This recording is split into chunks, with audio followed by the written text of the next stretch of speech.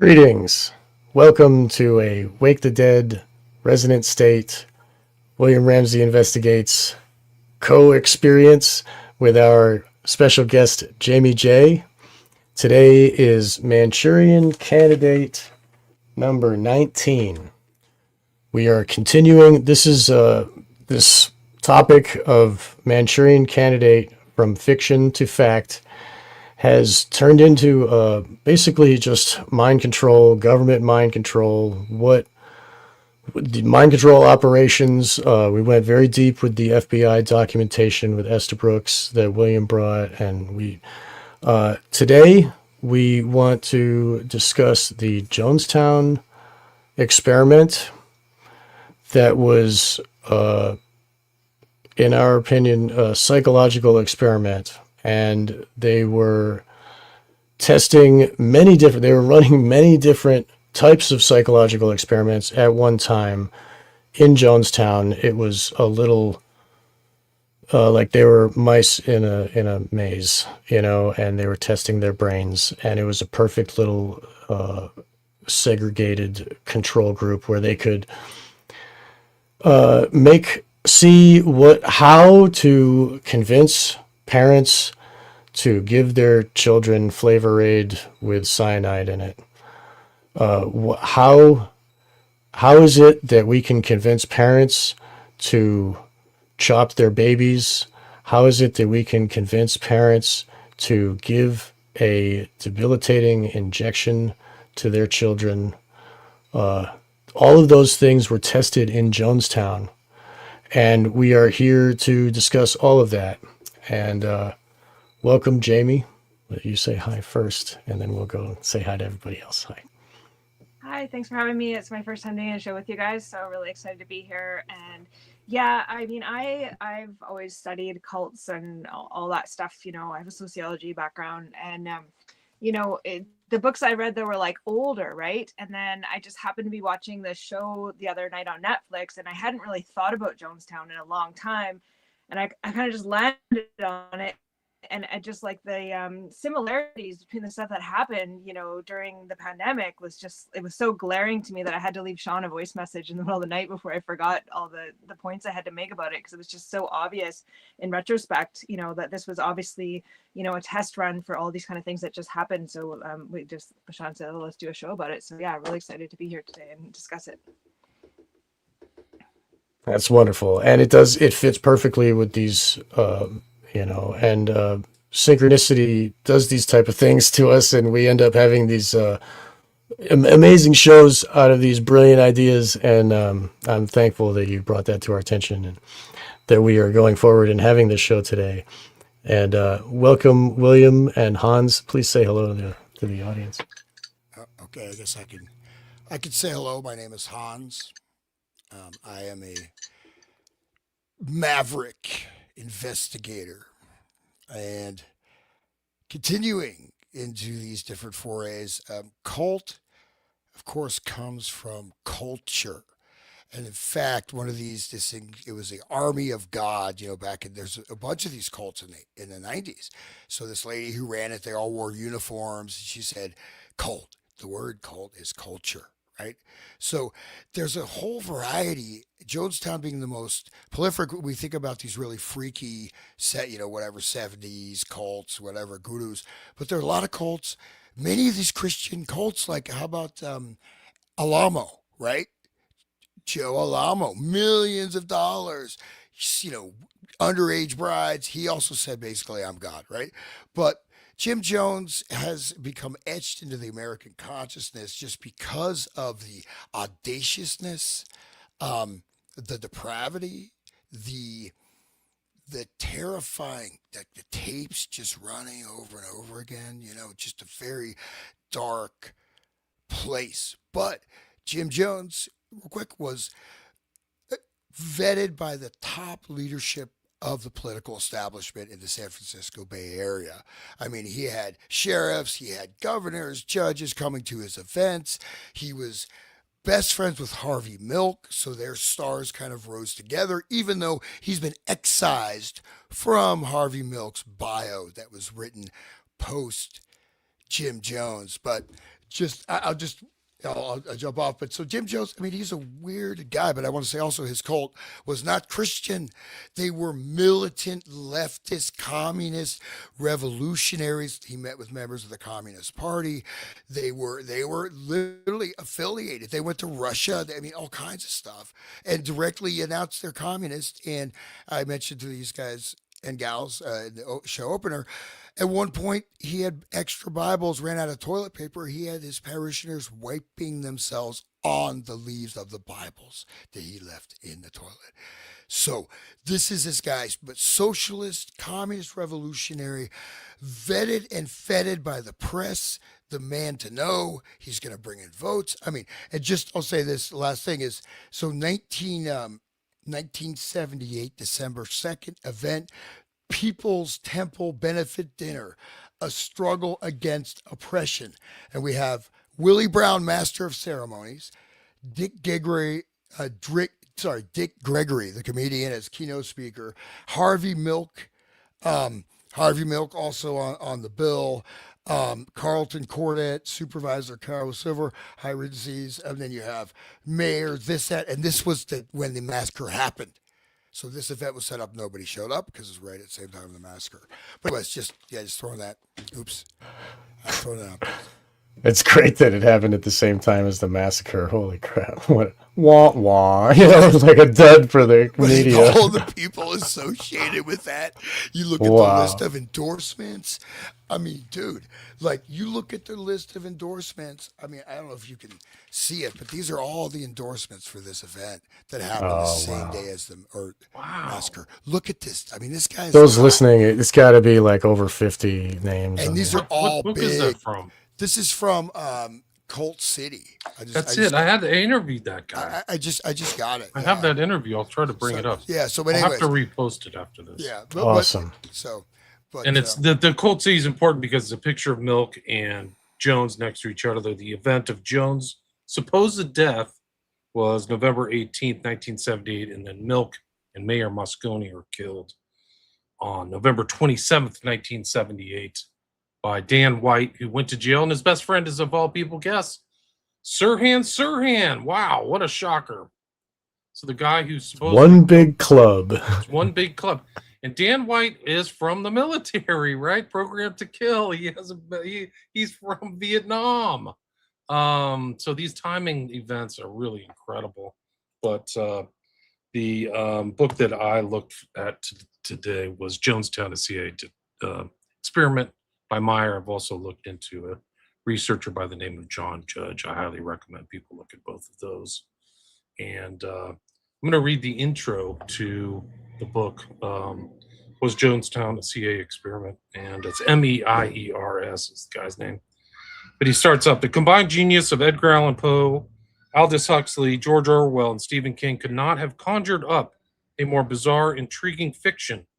But what sets this story apart is that it's true, and so it's all incredible. And Jones had a very weird life. Going back to Branham, like I've done shows on these kind of white supremacist Midwestern preachers, and Jones is associated with this guy. I've done shows on Branham at all. It's just so strange, his arc and his connection. I mean, we can go into all that detail, but he had a background, and Myers makes the point that Jones was a CIA asset, so he's not like some kind of hireling or a agent, like a semi-agent. Like they said, Ferry's a CIA asset. He's not affiliated. He's in the CIA, much like Myers is saying that, and that he was brought into MK Ultra in the early 60s. So it makes sense that this process is ongoing. Myers says the night that the deaths happened was called the White Night, and he compares it to Kristallnacht in the intro of his book. It's kind of interesting in a lot of ways, but they're talking about how everybody's in a trance on that night. So there's a lot of information. And I've done shows, actually, one of my earlier shows was a guy by the name of Paul Morantz, who was a ex-cult. He would sue cults. He sued a cult before Jim Jones. Kind of forgot the guy's name off the top of my head. But the guy literally put one of the people from the cult put a top poisonous snake into his mailbox, and he opened the mailbox and it Paul Morantz had bit his hand, and his hand was desiccated. And when I went to meet with Paul Morantz, because I'm in LA, so we sat down, and he's passed away, unfortunately. Rest in peace. I just instinctively stuck my hand out to shake his hand, and he took his hand that was desiccated from the snake bite and put it in my hand. Like, this is what I lived, kind of. I think I didn't get it at the time, but I think that's what he was trying to impart to me, and that's the danger of this cult. And the guy who was the cultist before Jim Jones used the same technique Morantz did, which is putting the speakers and talking to people all the time through these speakers. And it was the same. So Jim Jones had kind of predicates or things that would happen. I'll try to find it, but Paul Morantz is another book. His title, I can't remember the name of the title, but another guy interviewed. So I've done Cult City in both of them. But I'm glad to be here. Thanks, guys. Thanks for coming. This is wonderful. I'm glad that we can have this again, and we can still have more Manchurian Candidate, because it's forever unfolding. I mean, we're never going to find the bottom of this conspiracy. You know what I mean? So, okay, where do we want to start? So, Jamie, you gave us some basic pointer. You gave me some basic pointers, and so why don't we just start with group psychology and that whole idea, and then cults, and how do cults get good people? I mean, obviously, it makes no sense that good people would be gravitated towards people like someone who encourages you to wipe your behind with the Bible that they're preaching from. So anyway, yeah, please make sense of that. So I think when people heard the Jonestown story, like basically people are just like, how did it get to this point? Like nobody could actually fathom how you could get from A to B when we're just seeing the end result, which is people drinking Kool-Aid or mass suicide, murder, right? So it goes from A to B. There's a formula for it, and in Project Paperclip, the Nazis didn't just come to America and just to Canada. Like a lot of them, they went to South America to start a lot of these cults, which were social experiments in MK Ultra. And so I think they had figured out a lot of the medicalized torture techniques in order to split minds as they're forming, and all these this kind of medicalized MK Ultra.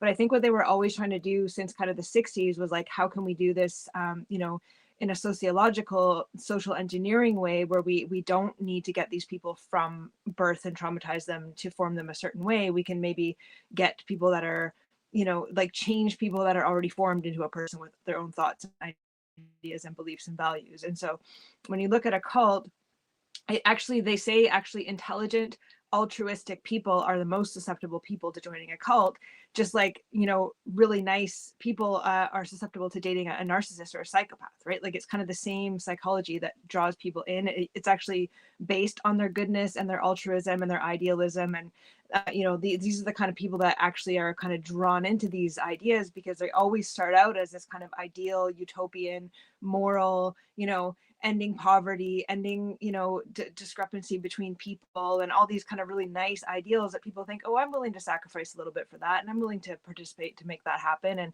they normally, like I say, cults kind of go a bell curve, right? Because they start out good and they actually do accomplish some amazing things, like with the teamwork and stuff, and like you'll see that what they kind of start to accomplish, and then it kind of hits a top point where this is where the inversion happens, kind of at that 0 point, right? Where it's like then all of a sudden once they've got them at this like great group cohesion doing something amazing, then it kind of starts to turn, right? Like in a martial arts kind of a sense, like you're kind of turning the force upon itself and coming down this way, where it's like, okay, now I'm going to start inverting, little bit by little bit, just like when you date a psychopath or a narcissist. It's like it never starts out with them being a complete psycho, right? It's always a slippery slope. It's always a little testing of the boundaries. It's always a little bit of a betrayal and then you don't leave, and then it gets a little worse until finally like somebody's like a complete full-on psycho trying to kill you, right?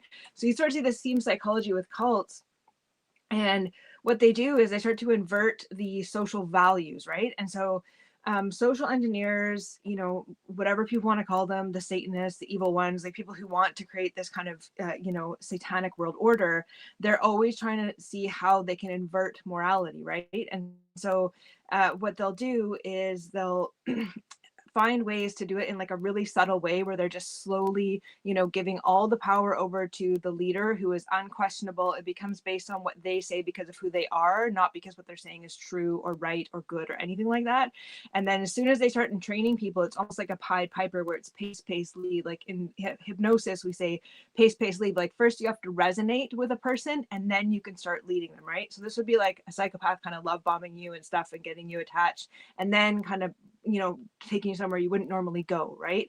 So this is what cults do. And they're always trying to invert values. And so a lot of the experiments was actually finding out how they could get people to change their values. And a lot of it's really simple things like cognitive behavioral therapy, where it's the triangle of think, feel, act. And Henry Kissinger talked about this a lot, where he said, you don't just force people at gunpoint to go and do something. What you do is you make them think differently about it, and then they'll just go do it voluntarily. So, this is how they work, is they start to invert the values by making you think about things differently. And, a lot of what they were trying to do in a lot of these cults, that's why there's always the sexual abuse element. There's always the, the cult leader's the only one that everybody's having sex with. And so they're breaking those normal bonds of husband and wife, and then going against just any part of nature, which like, pedophilia is kind of like the bottom of nature, like where that's like against nature on all levels. That's what they're always trying to do, right? Is see if they can get people to accept that. And that's why you see all the sexual abuse in the cults. So I don't know, I'll just kind of stop there. There's a lot. I think there's enough to start on that, but I'll just pass it on now and you guys can kind of comment from there. No, if you don't mind, like just talk a little about cults. So really, what's interesting to note is we have very, very few cults in America. Very few, most of the 20th century. Okay. The cults peak in the 1980s, right after Jonestown. This is the peak of cults in the United States, which is really interesting. 1970, they say 900 cults. 1978, 900 cults. 1984, 2002, we have some people estimating literally like, almost a million people in various cults. 1993, 3,000 to 5,000 cults. In the 2000s, 10,000 to 20,000 or 5,000, but basically there's international. So we're looking at massive increase in the number of cults. And I think that to understand this, I think we could broad brush, but primarily a lot of things. And Jamie, I'm not trying to like be nitpicky academic. No, but cults, we have to understand, okay, we're talking about extreme cults. There are many different cults that are operational in various ways that don't go necessarily to that point of abuse. Even, okay, no offense to anybody, AA can be like a cult, right? People get locked into that and there's other things. So primarily, with the cult phenomena, real quick, we're looking at the science. What we talked about the AM radio show I did with Sean, and hopefully the article's going to come out. But this whole stuff was designed in the 1920s and 1930s because of radio to understand how you create different social groupings, how you intersect particular leadership on the ground to create cohesive networks, infiltrating things. And you have like Kurt Lewin and all these other guys are looking at, well, the main thing they're looking at is how to change behavior, right? So it's all this psychological topology, looking at, the space of the individual, the psychological world of the individual mapped onto the physical geography, right? So and group topology. So this is massification. This is just an extension of that into creating these. So you could say obviously it's a more extreme extension. You're creating mass groups of people that are literally, they become almost like a mass organism. Because part of the cult thing is that you become part of this and your whole identity is externalized into the space of the cult, right? So so you can see many things where I'm saying this cult formation stuff has been a very important type of weaponry. Even online communities can become like cults in terms of this foundational stuff. And sometimes they turn into things like that, right? So it's really amazing. But I've been checking out like the 80s is like this huge 80s to 90s, just massive explosion of cults. Not that many in the 60s. Only 900 in 1970. Then we're at like 10,000. So this is after Jonestown, which is very wild. You think, oh, let's join a cult, drink the Kool-Aid. Of course, Kool-Aid, reference to electric Kool-Aid acid test, Tom Wolfe's best-selling book, ties into the Grateful Dead, ties into etc. So CIA experiments ties yeah, into that. Yeah, right. I'm glad you mentioned cults too, Hans, because right around that time, lest we forget, is the Symbionese Liberation Army, which literally is in Oakland, where Jim Jones had a lot of his followers were from that East Bay area, mostly African American, is my understanding. So I think Symbionese Liberation got wrapped up or whatever in '74, and that is just totally redolent with mind control techniques and doctors and Jolly and Wes infamously and some of these other guys. F. Lee Bailey, who's friends with William Joseph Bryan, is around during Jim Jones, like the progression towards Guyana, the trial of Patty Hearst is taking place, where they're talking about sensory deprivation, all these other things, behavioral modification, all this other stuff, where she literally changed her personality from a rich kid to a terrorist. So I think it's important and also the Bay Area is like a central area for so many cult stuff. yeah. Process Scientology. So this is so important though. I just want to harp. Sorry to jump in, but MK Ultra moved from individual experimentation to mass experimentation in the 1960s to small laboratory experimentation through cults, right? So Patty Hearst, you have these environments and you have this group of people and you can have all these different types of cults. And this is a movement of that whole program into a different field, right? So I mean literally, I mean maybe not every cult, but there's so many of them that were literally they just come check on your it's like checking on your petri dish, man. Checking on your pet rock or something, they're just and they have so many dynamics they can play with because it's a closed system, right? And they can work on attracting and yeah, and it goes on and on. I mean, well, let's say that guy in California. California is what is it? Buddha Field. The Buddha Field, the guy would just he wearing a speedo. He'd literally walk around like he comes on stage with his speedo, and he just was like, and it's just people he'd give him kundalini and they'd shake, and he just was like raping all these boys, and he made them like build this multi-million-dollar opera house. They performed one opera once, and then they just moved on. It's like this kind of thing, man. Like he just, but again, people's will is subservient. They have lost their will. They have their, and then you look at group dynamics. That can always be a difficult thing. Think about high school, right? The group dynamics, what group are you a part with? There you can feel it viscerally, right? But the group dynamics will also attract people prior to the indoctrination or hypnosis. You know what I mean? And so I think that's just something I want to mention. So, what Jamie was saying about the inversion is what you were saying about William about flipping a rich kid to a terrorist. So like it's incremental changing of their belief system into being like, being a terrorist is right and true, right? Jamie, is that what we're like?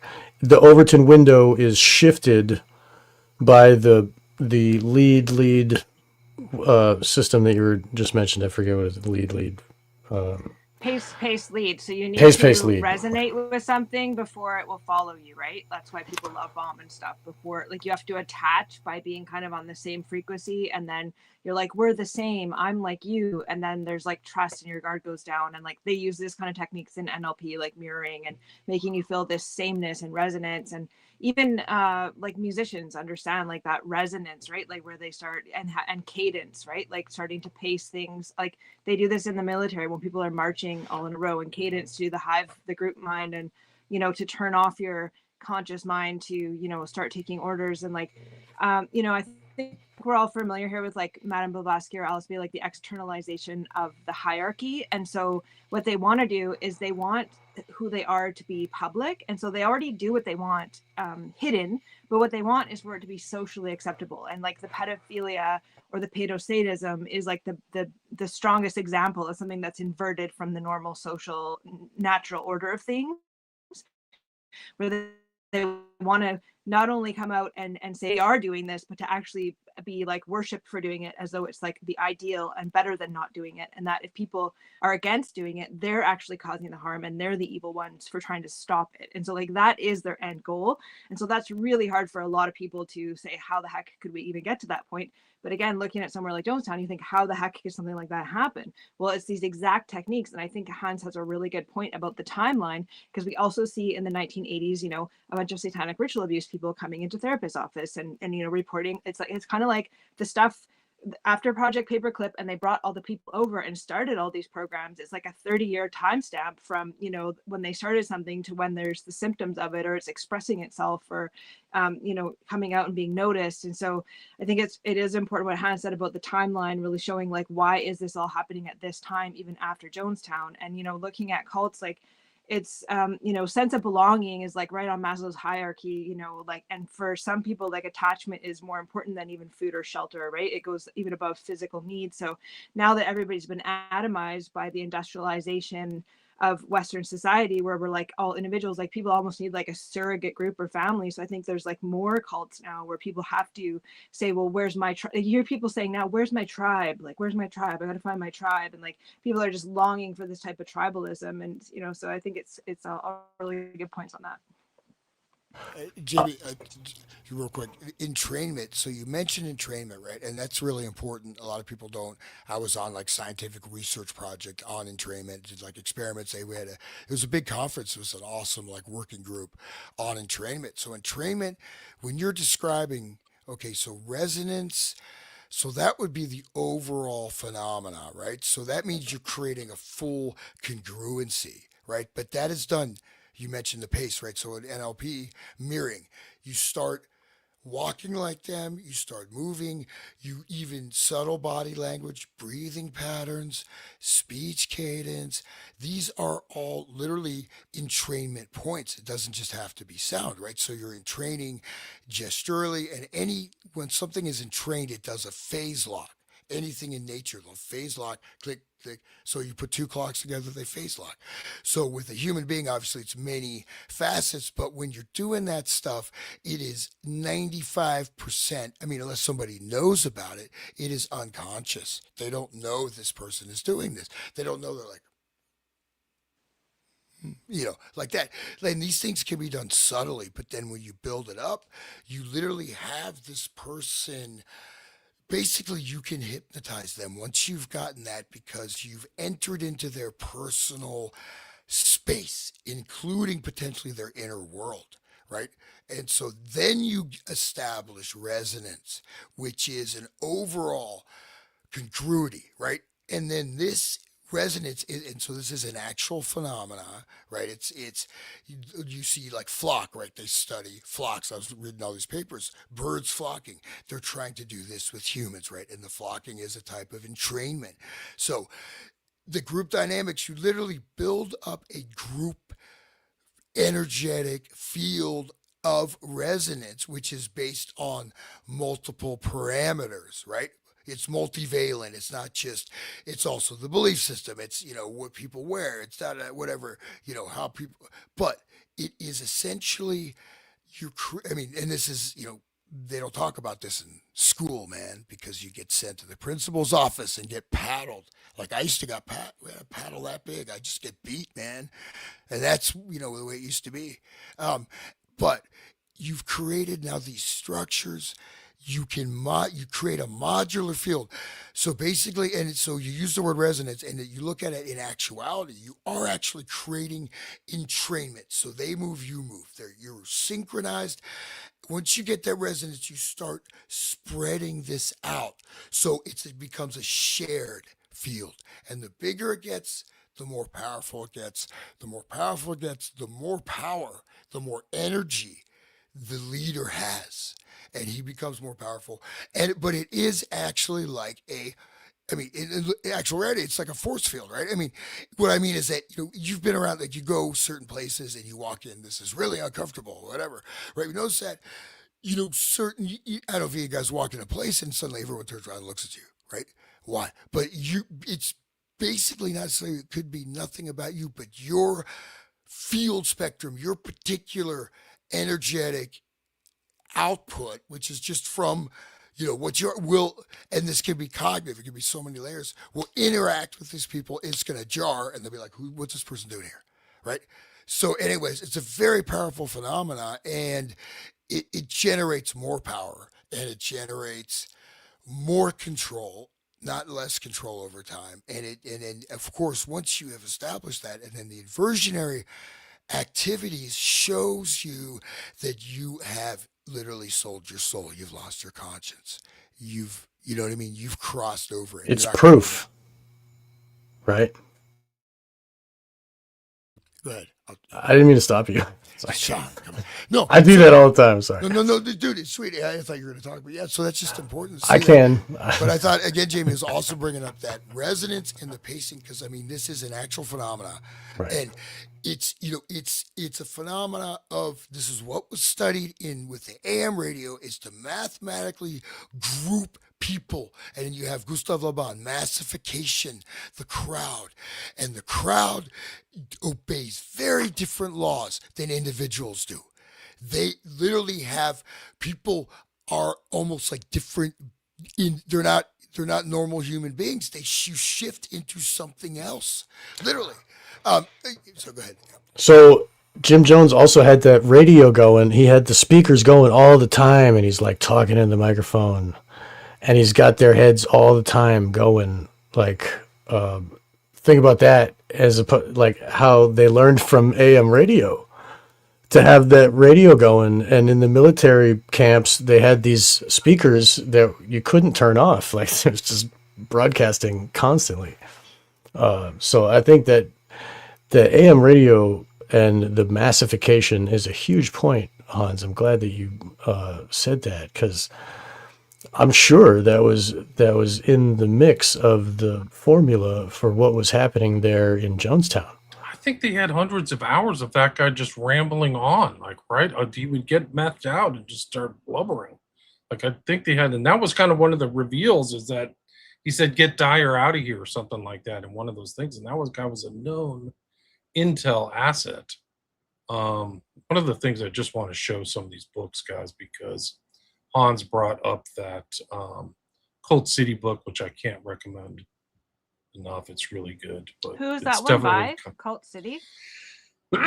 It's Daniel J. Flynn. I've had him on my show, so please check that out. And one of my favorite books of all time, which kind of overlaps with this, but has some of the themes you guys were just talking about, is Revolution's End by Schreiber.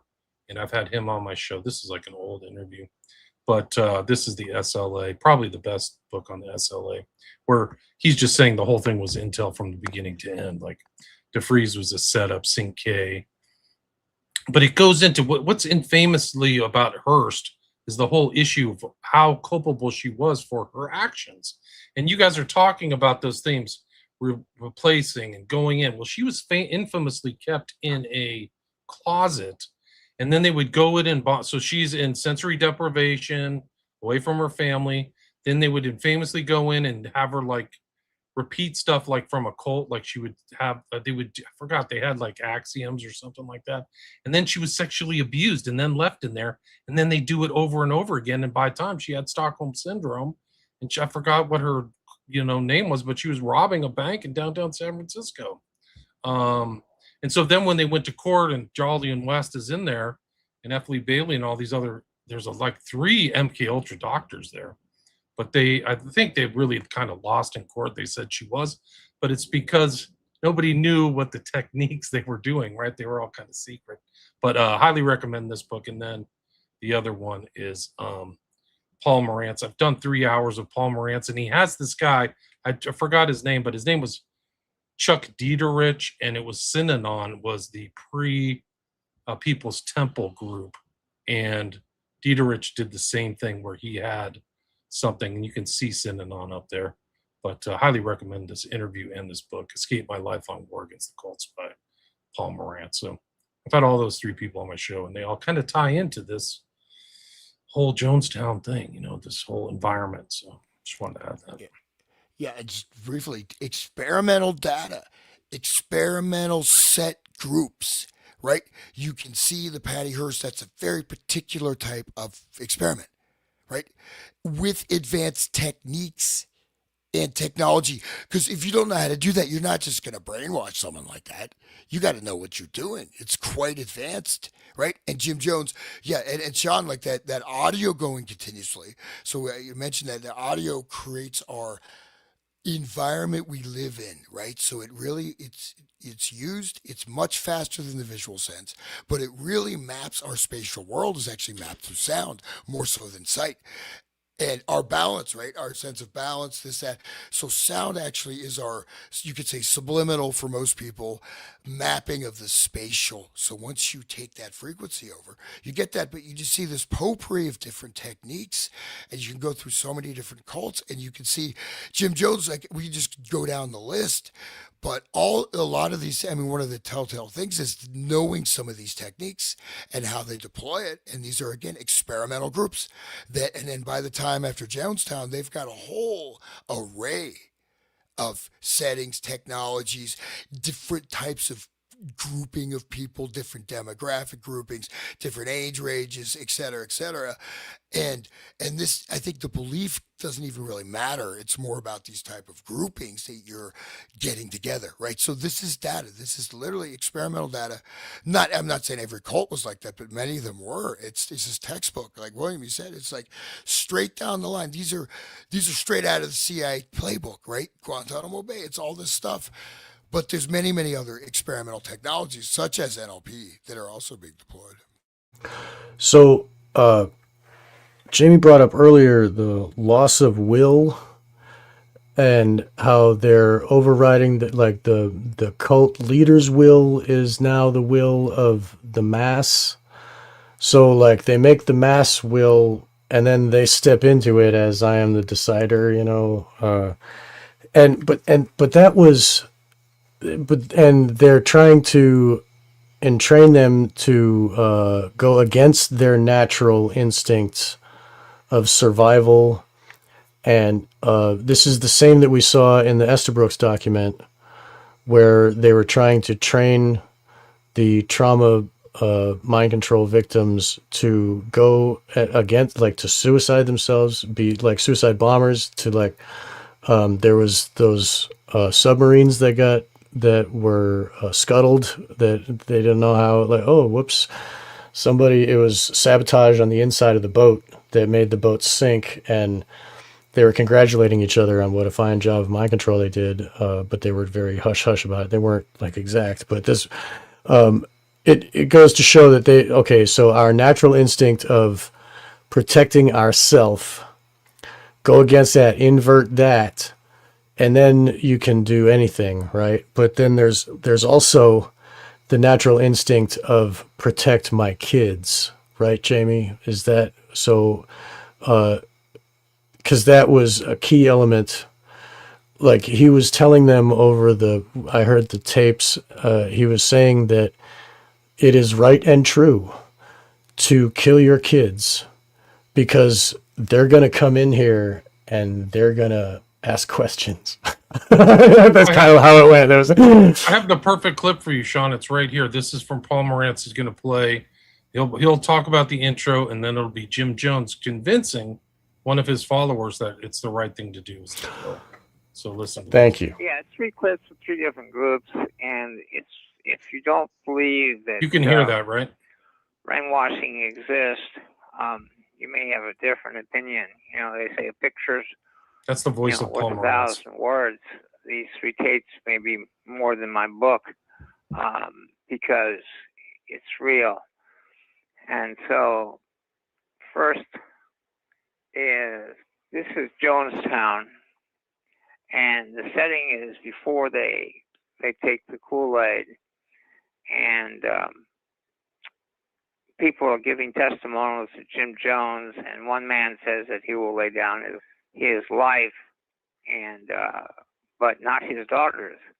And then Jones gets the crowd to sort of convince him that he should kill his daughter, which he finally, if you listen carefully, he says that she'll die too. And then everyone starts celebrating. It's pretty hard to believe. When I used to teach at USC, I actually found that my audience, it was very hard for the students to listen to this tape, so I kind of warn you. Father went on and on into the night, his congregation scared and confused and worried. He needed them now even more. They responded often with shouts of praise and murmurs of amen, and lined up to come to the microphone to testify to their love for him and their love for social. This is Morantz after he got bit by the snake. That's him in the hospital. And huge, it was a huge like media uproar. A love so pure they would do anything to prove it, commit suicide, even kill their children. How do you feel about you may die tonight? Dad, from 68 to 69, the captain sent me to Vietnam to fight a war that I didn't know anything about. I had no principle to die in that war. You have saved my life so many times, Dad. Now I'll have no life of my own. I'm living on your time. I would die for you right now, Dad. I'm willing to face the front line with you right now. Thank you, Dad. Since I've been here, all I've seen is the beauty of socialism, and I feel that my life is fulfilled. And if death comes, it's no big deal to me because I've already lived my life just being here with the family. Thank you, Dad. Thank you. We were trying to light candles, not push buttons. I'm prepared to die for this family if I have to for freedom. Thank you, Dad.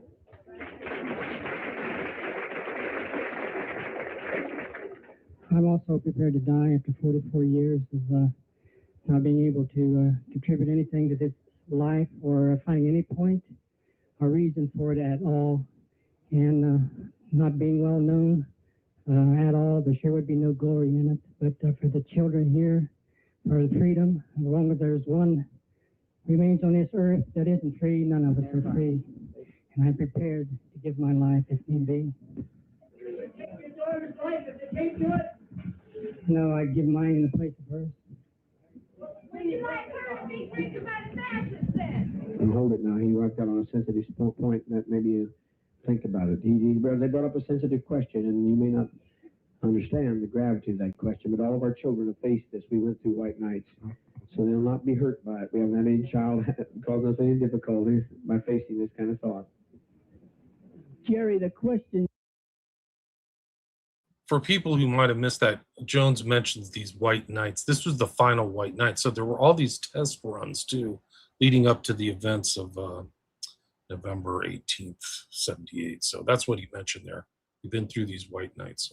Would be if the fascists were coming up the road right now and we were going to lay down our lives and fight for it. You say you would give your life for your child's, but would you leave it for the fascists to have? What would you do in that case? If it came to that, I would have to take her life. Fine. You understand that? You understand that? Will you? But she's so old, she'd fight. How old is your child? 11. And she passed the age. We fight at 11. It's under that we consider that. She would take up a cutlass and fight till she was dead. Unless it came to an overwhelming invasion, then we would gently put them to sleep, which we have, but they never know what hits them. We are already prepared for that. A people who are really loving and a father who's genuinely compassionate is prepared for all such emergencies. But you don't do that as long as there's alternatives in which you can make a mark. You don't do that unless there's alternatives. All alternatives are closed for you to make a mark against fascism. Yes, I think you all should die tonight. This is our turn. I'm willing, Father, to stand with you all the way, just like I always have told you 3 years ago. Because everything seems and will always be the same. I'm not changing. You don't need to say no more. I remember your fight. I love you, Father. I know you do. I know some of my people that others, so I felt like they're going to hate you. When they hate you, they hate me. I'll tell you the truth. I'm not going to lie. You're the only father I have. It's the only family I have. I give up my brother. I remember you fighting. You. I remember when you sang, I never heard. Sing it for us right now. I'm going to sing it for you. All the days of my life, ever since I've been born, I never heard a man speak like this man before. I never heard a man speak like this man before. All the days of my life, ever since I've been born, I never heard a man.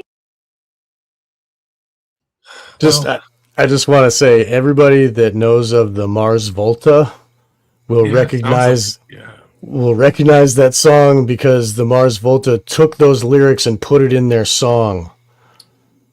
The Jones thing? Yeah, from this woman's song, like these are the exact. I've never heard a man speak like this man before. All the days of my life, I've never heard him. This is Mars Volta integrated that into their music. People should check out. I think it's their third album, maybe. Yeah. Anyway, but that. So loving compassion is killing the kids. He said, we are loving them. It's the most loving way for them to die. Everybody dies, and it's loving compassion. Right, Jamie? Is that so? It's the total inversion of the instinct to save your kid. Right. And I think Carrie Olahe had talked about when she was being trained to kill, it was they would torture something and then she had to put it out of her misery so her saying was death is a mercy. Death is like a mercy, right? So she's doing something a favor by killing it. And I have my suspicions about some of these stories, like Andrea Yates and these other mothers that kill their babies and stuff. Like, I think sometimes when I see those news stories, I think, were they thinking something like that? Did they realize they were part of, their husband works at Boeing or these other places, and they're like, death is but a mercy. Like, I'm going to take my kids in the bathroom and drown them because I know what's going to happen to them if I don't. Like, I that's always kind of a suspicion to me when I see these things, again, going against the maternal instinct. And the paternal instinct and the maternal instinct, for anybody that has kids, like, and I don't have my own kids, but I have like nieces and nephews, like it's like that drive like overrides everything. And if people can't really understand how you're not thinking straight sometimes, like think about when you've fallen in love with somebody and your brain is like completely, it's like you're drunk or something, right? Like the decisions you make, it's completely different than when your brain's not in that state. And so when groups get together, there's like what Hans was talking about, like, talking about it in kind of metaphysical terms, but it's actually really scientifically even measurable through like Kirlian photography and stuff, like showing these energy groups when the actual auras of people are melding together and stuff, like they really are sharing information in their energy bodies. Like, and so, of course, when they have a cult, there always has to be the charismatic leader, and like charisma is a form of, calling it like animal magnetism, like it's an actual real biological electrical magnetic field that like starts to interact in the fields. If you want to do another show sometime, we can talk about how AI is being programmed to interact with those biofields, but that's another show.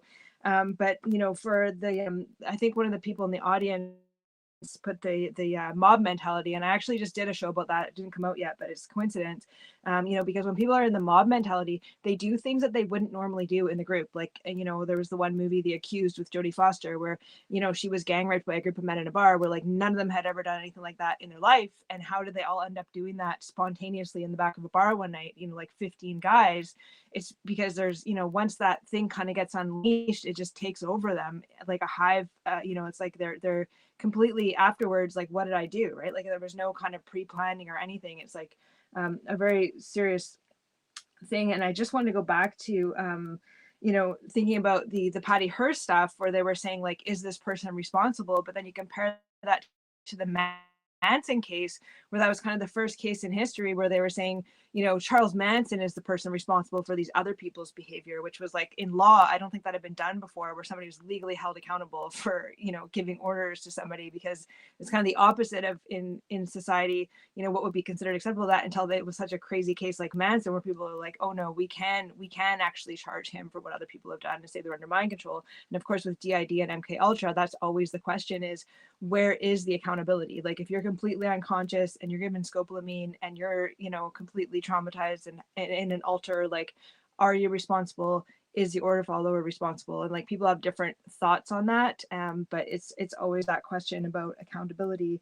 And with the cadence and stuff and those biofields going together, like it's really interesting that the lady in that video started singing, because when people sing, it puts them into their right brain, where they start doing that right brain bonding that, you know, Fiona Barnett had talked about too, like they do on purpose with military units and stuff. And so once you're in your right brain, you're, you know, in the suggestible part of your brain, you're more likely to be in a mob mentality, you're more likely to act from emotion and not be rational, you're more likely to be, you know, driven by your inner child. And so if you go to like church services and stuff, they always sing together in a hymn, just like they did, or even what Jones was doing with the speakers, like the psychic driving, but they're everybody's listening to it together, right? So it's like and then after they do the singing, like in church, that's when they start giving the sermon, right? Because they've put you in that receptive state of resonance.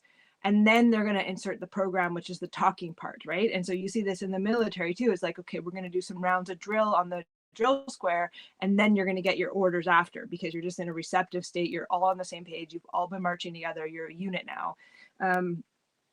And the last thing I want to mention, sorry, was the automation. And so when they start to make things automatic, like in the Jonestown, they were doing the test running and stuff, right? Because automation means that you're running from your right brain, which is why they train you in the military, or like if you're training first aid or emergency services and stuff, they have that state dependent learning where they're making it like a muscle memory to just unconsciously go and do stuff. And so when you think about things like COVID, it's like they were already, you know, that was a test run, right? So they're doing things, getting people to work together and see how those dynamics play out. And I think a lot of that was all tested in these different cult groups. Anyways, I'll just stop there. That's really fascinating, and I'm intimidated. I don't know what to say now. No, I'm not. It's great just to connect with this. No, you know about biofields, man. Wow, you listen to my show. I have my one fan. No, I'm just kidding.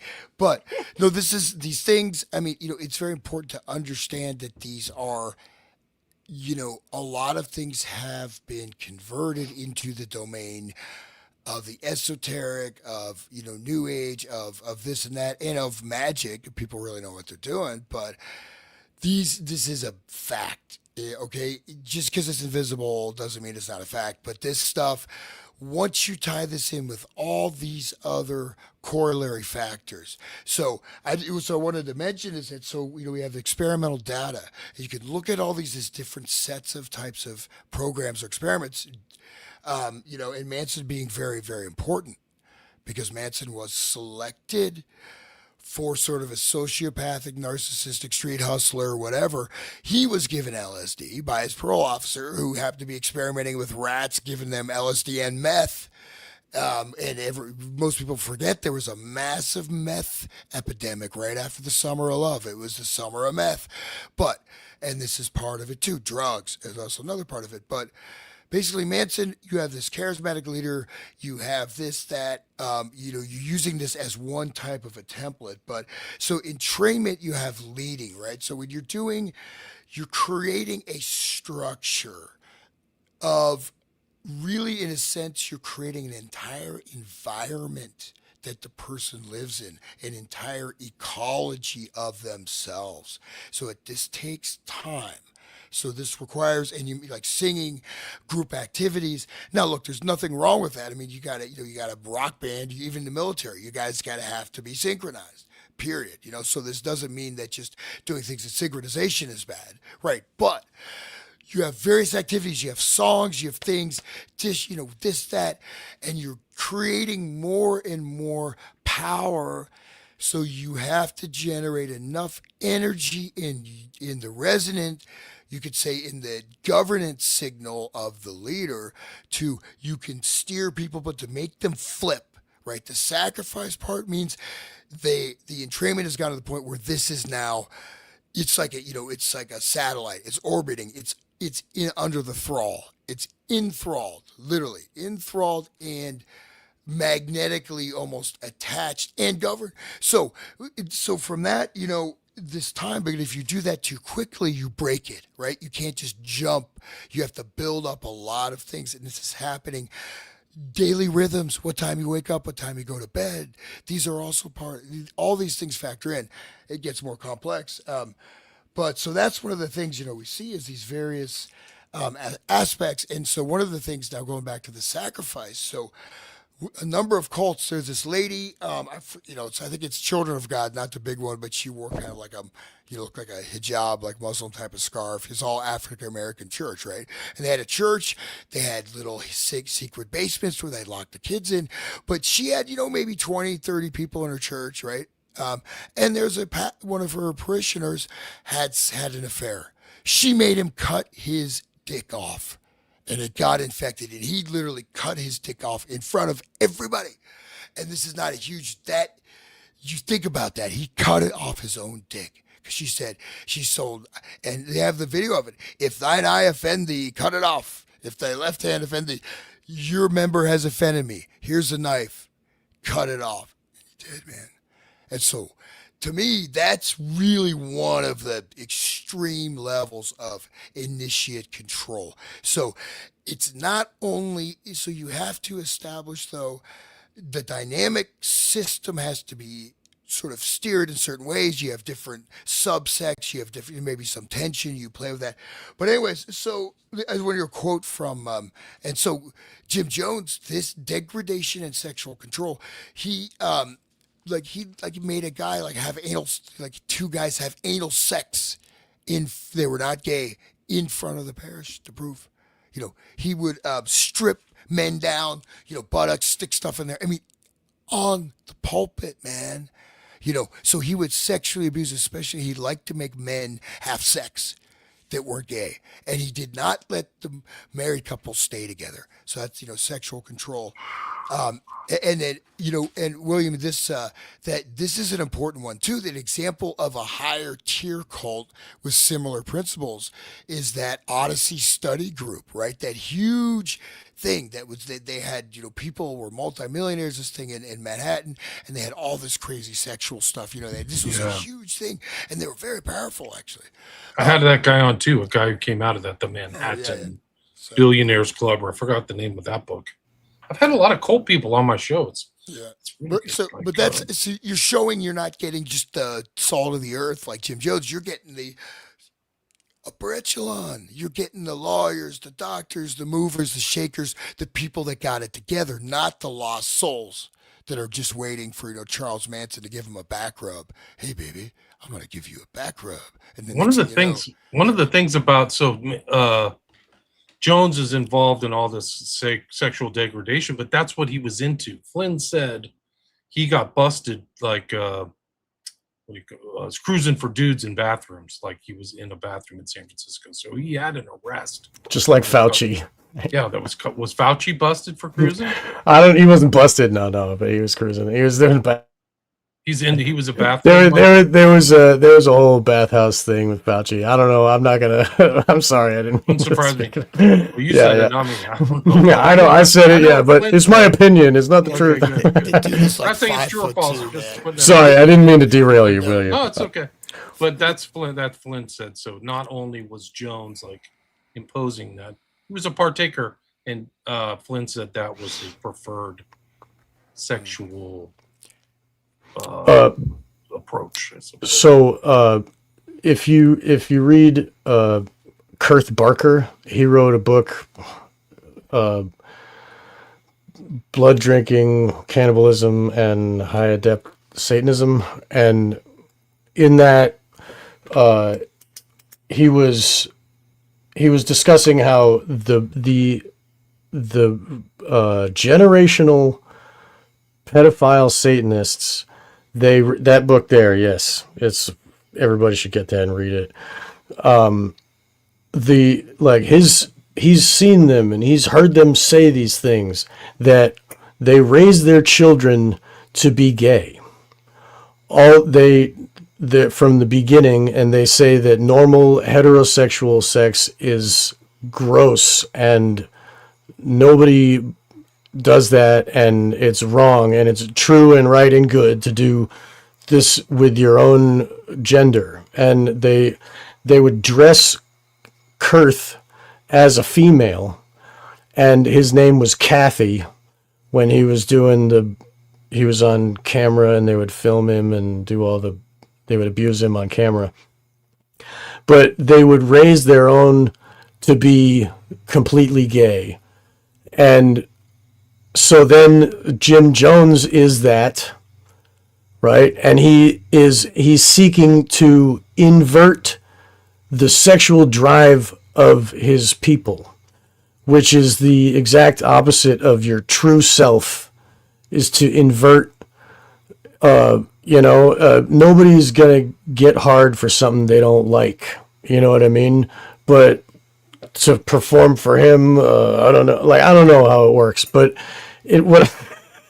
But in any case, it's like it's an inversion of the true self, and that is what the Satanists at their core were doing, and that's with the trauma-based mind control is giving total inversion of morality and truth, and they're imposing that on the outer world.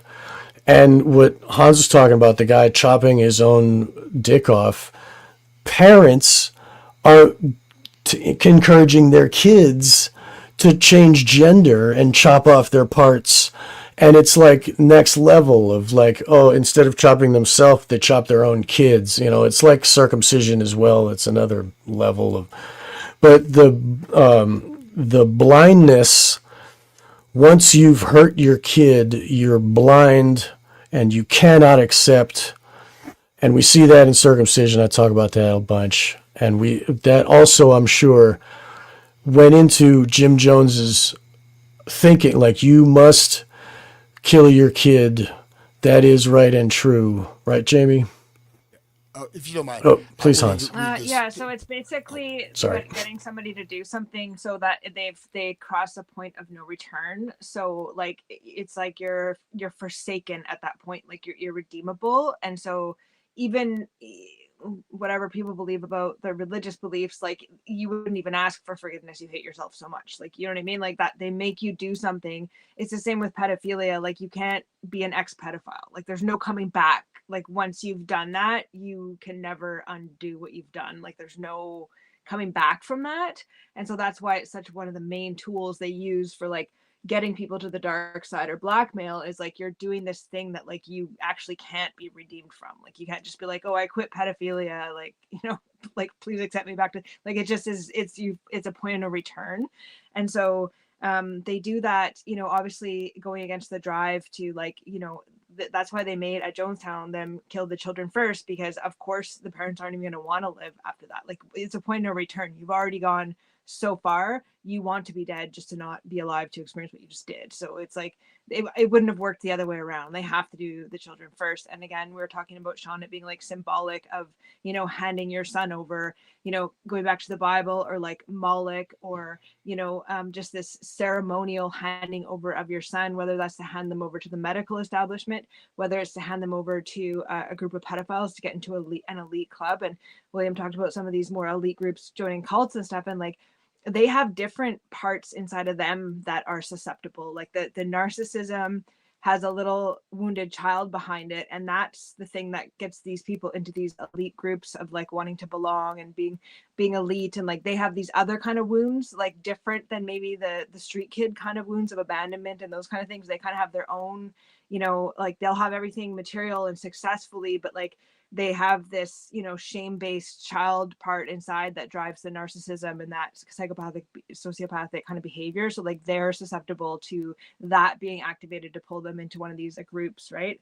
And just one analogy I wanted to share with Hans about the pace lead is a really good way to think of it is like trains on a track. So they get the train on the track, it's getting momentum, and then, you know, when a train changes tracks, you don't really feel that, you don't really know it, just you're on a different track, you didn't even realize that it changes underneath. Like that's how they do the cult indoctrination, or, you know what I mean? Like you're on a track, you think you're going somewhere, and you don't even notice that something else has come from behind and switched the track. It's like completely in the backdoor subconscious. Like it's not, if you knew there's a huge sign that said train crossing, go right or left, you might not go. But if that track just changes, you don't even know you're on a different track. And that's kind of how I try to like imagine how they change what the group thinks it started for. And I also use the analogy of like Aikido or martial arts, where you use the force against itself. And so you see this with like the women's movement or something, like where it'll start out really good, have good intention, you know, and then it gets to like a certain point where it kind of almost redirects back into the very thing that it was meant to fight, and it just becomes that very thing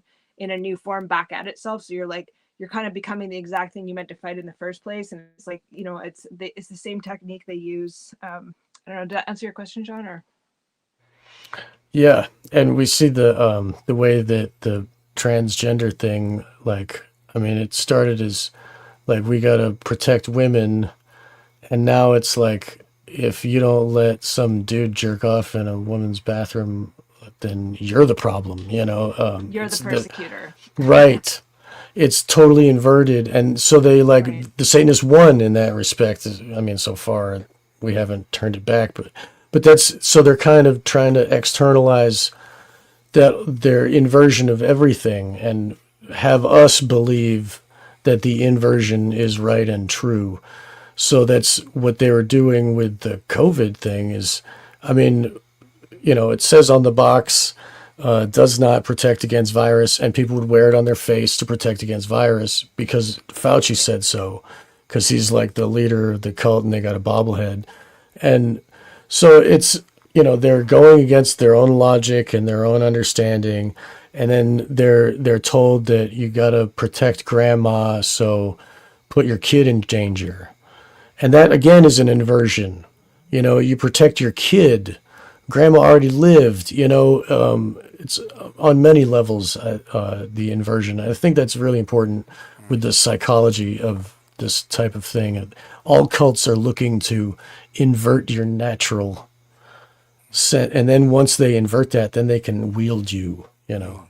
Well, I want to read just to show this very graphically, maybe not shockingly, but how Jim Jones went from having a Christian church, right? And this is from one of his sermons. Throw aside religion. The reason America has not freed itself of racism, the reason the women in America only make half the salary of men is because of the Bible. The Bible is the root of all of our problems today. Racism is taught in it. Oppression is taught in it. Otherworldliness is taught in it. If the Bibles would disappear, if religion would disappear, then we would do something to make this ecological system a better world. That's a little weird. We would clean up the nation. We would clean up the world. We would do something about the here and now. But the Bible says by and by. When the morning comes, there's going to be a beautiful city, or God's going to come and down and raptures people, take them up. Bull. Jim, in the same sermon, he called God a dirty old man that ought to be raped, a fart in a breeze, a dumb sky god. Quote, when I say God damn it, I guess I can damn it because I'm God. So Wow. Look at this from the church, and he's so I just chance upon this, but them wiping their butts with I mean, he is denouncing religion top to bottom.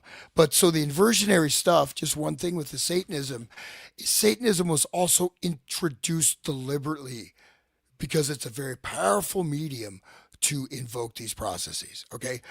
So the finders, those dudes, were they actual Satanists? That's part of what they're doing. And so part of this is, William Casey said, former director of the CIA, is like, well, we were studying all this advanced cyber warfare and this and that, and really, it just didn't really work out. We didn't, all this stuff. It was just a bunch of hype. But the one thing that worked is multiple personalities, splitting the personalities through traumas, and also putting in. So this inversion is also a type of splitting your personality, especially if you're doing something very graphic. This is creating a fissure, right? Potentially may not create a new multiple, but this stuff can be worked on. So, and that's exactly what we've seen deployed, right? So all this stuff is generated through a lot of study, a lot of experimentation, in order to be utilized on the macro scale, the national scale. This is a very different level. Okay. I mean, we see, of course, enforced social rules. We got the 1927 flu, whatever. But I'm saying that, so this type of DID, mind creating separate identities, separate sub identities. You don't have to be like have 150 different personalities. This can be even invoked and programmed in a relatively low grade way to a high grade way. If you're cutting your Johnson off, man, you got some programming going on. I think so, but that's the level of how this can happen in this sense. You split and you keep splitting and splitting every time you do the inversion. You split again, you split again, you get further and further away.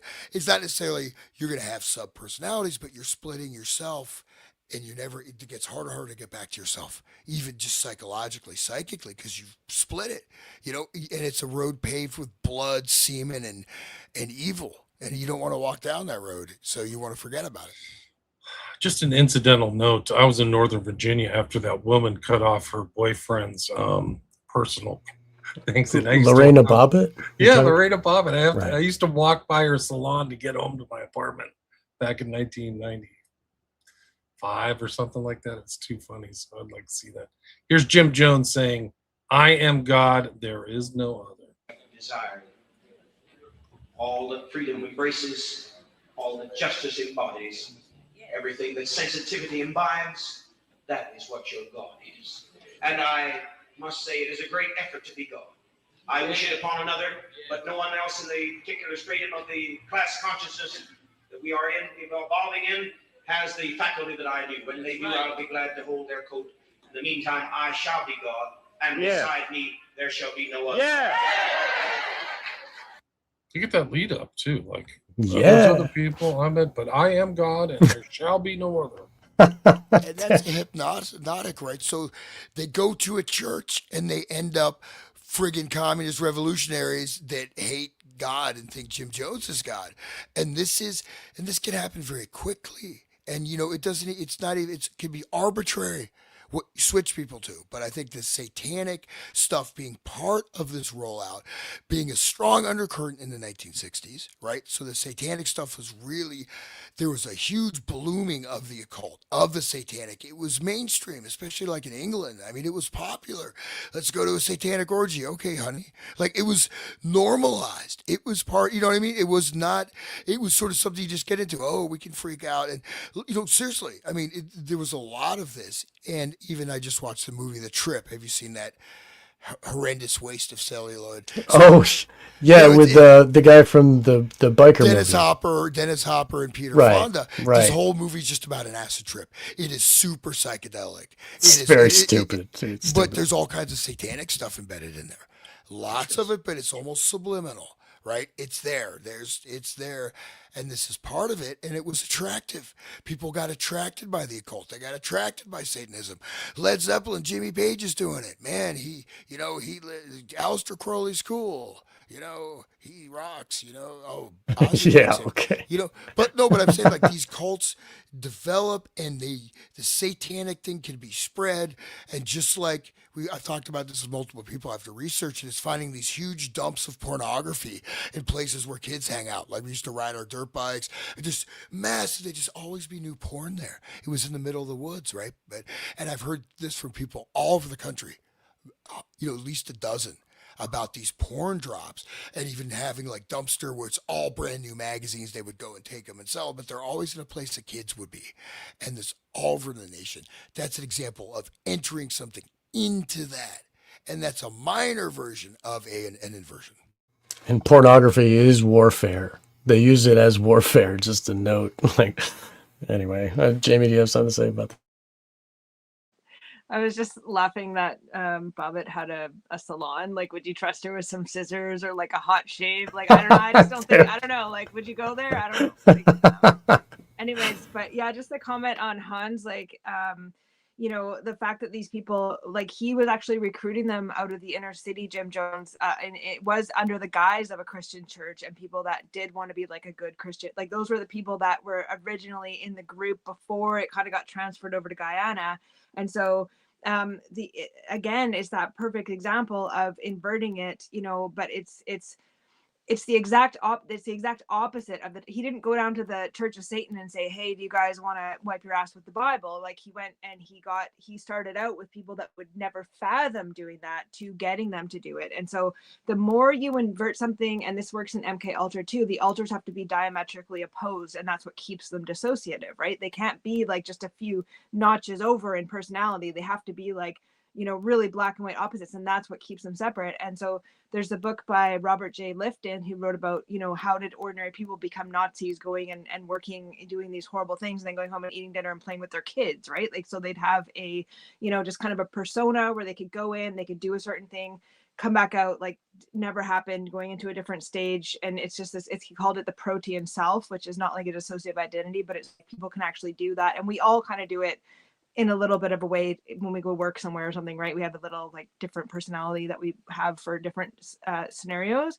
So then there's the concept, and this kind of ties to Patty Hearst too, is of, betrayal blindness. And so this happens also when people are dating like a psychopath who's always the greatest person in the beginning, right? They're going to resonate, they're going to love bomb you, and then they're going to invert, and start being like how Jim Jones is acting in that video, saying, I'm God. And of course he's inverting it right there, saying like, I'm willing to do it, as a service. I'm really a martyr. It's not about me. Like, somebody has to do it. And I guess I'm just the most generous, altruistic one to take this upon myself. And so, so the way betrayal blindness works is once you bond and you believe you need the relationship, then that's when you start blocking out things. And whether, it doesn't have to be full-blown dissociative amnesia, but you're just not, putting that into your thinking process. You're kind of not looking at this and that. You're just focusing on the thing that you want to be true. And so once somebody does that intermittent reinforcement, and that's why these cults like love bomb, and then they do really horrible things, because that's puts people in a shock state, and then they start blocking that out. And then because they have the intermittent reinforcement, they'll start having more of a compulsion to please and be a better order follower, and that can just be exploited by the charismatic leader. And so you can see how, in the end, Jim Jones getting these people to be like the exact opposite of the original way that he would have recruited them from was part of what kept them blind to seeing what was going on. Because like you'll see this even in people in relationships. Like, I've worked in social work for a long time, where like people have actually let their partner abuse their kids, and you think, how would a mother let their partner abuse their kids? And it's because the mother goes into a type of like Patty Hearst thing with the abuser, where they're literally handing their child over, and it's not something they want, but like they actually get into that same kind of like anxious attachment to please, where to them being rejected would feel like death, that they're actually willing to do something that they would have never done on their own, but it can go that far. So yeah, what you described with him doing that, it really kind of shows like, this just sort of, even if it's not dissociative, it's just betrayal blindness, where you're like, you're not seeing that when you talk to the person. You're not seeing you're not objectively able to see Jim Jones anymore.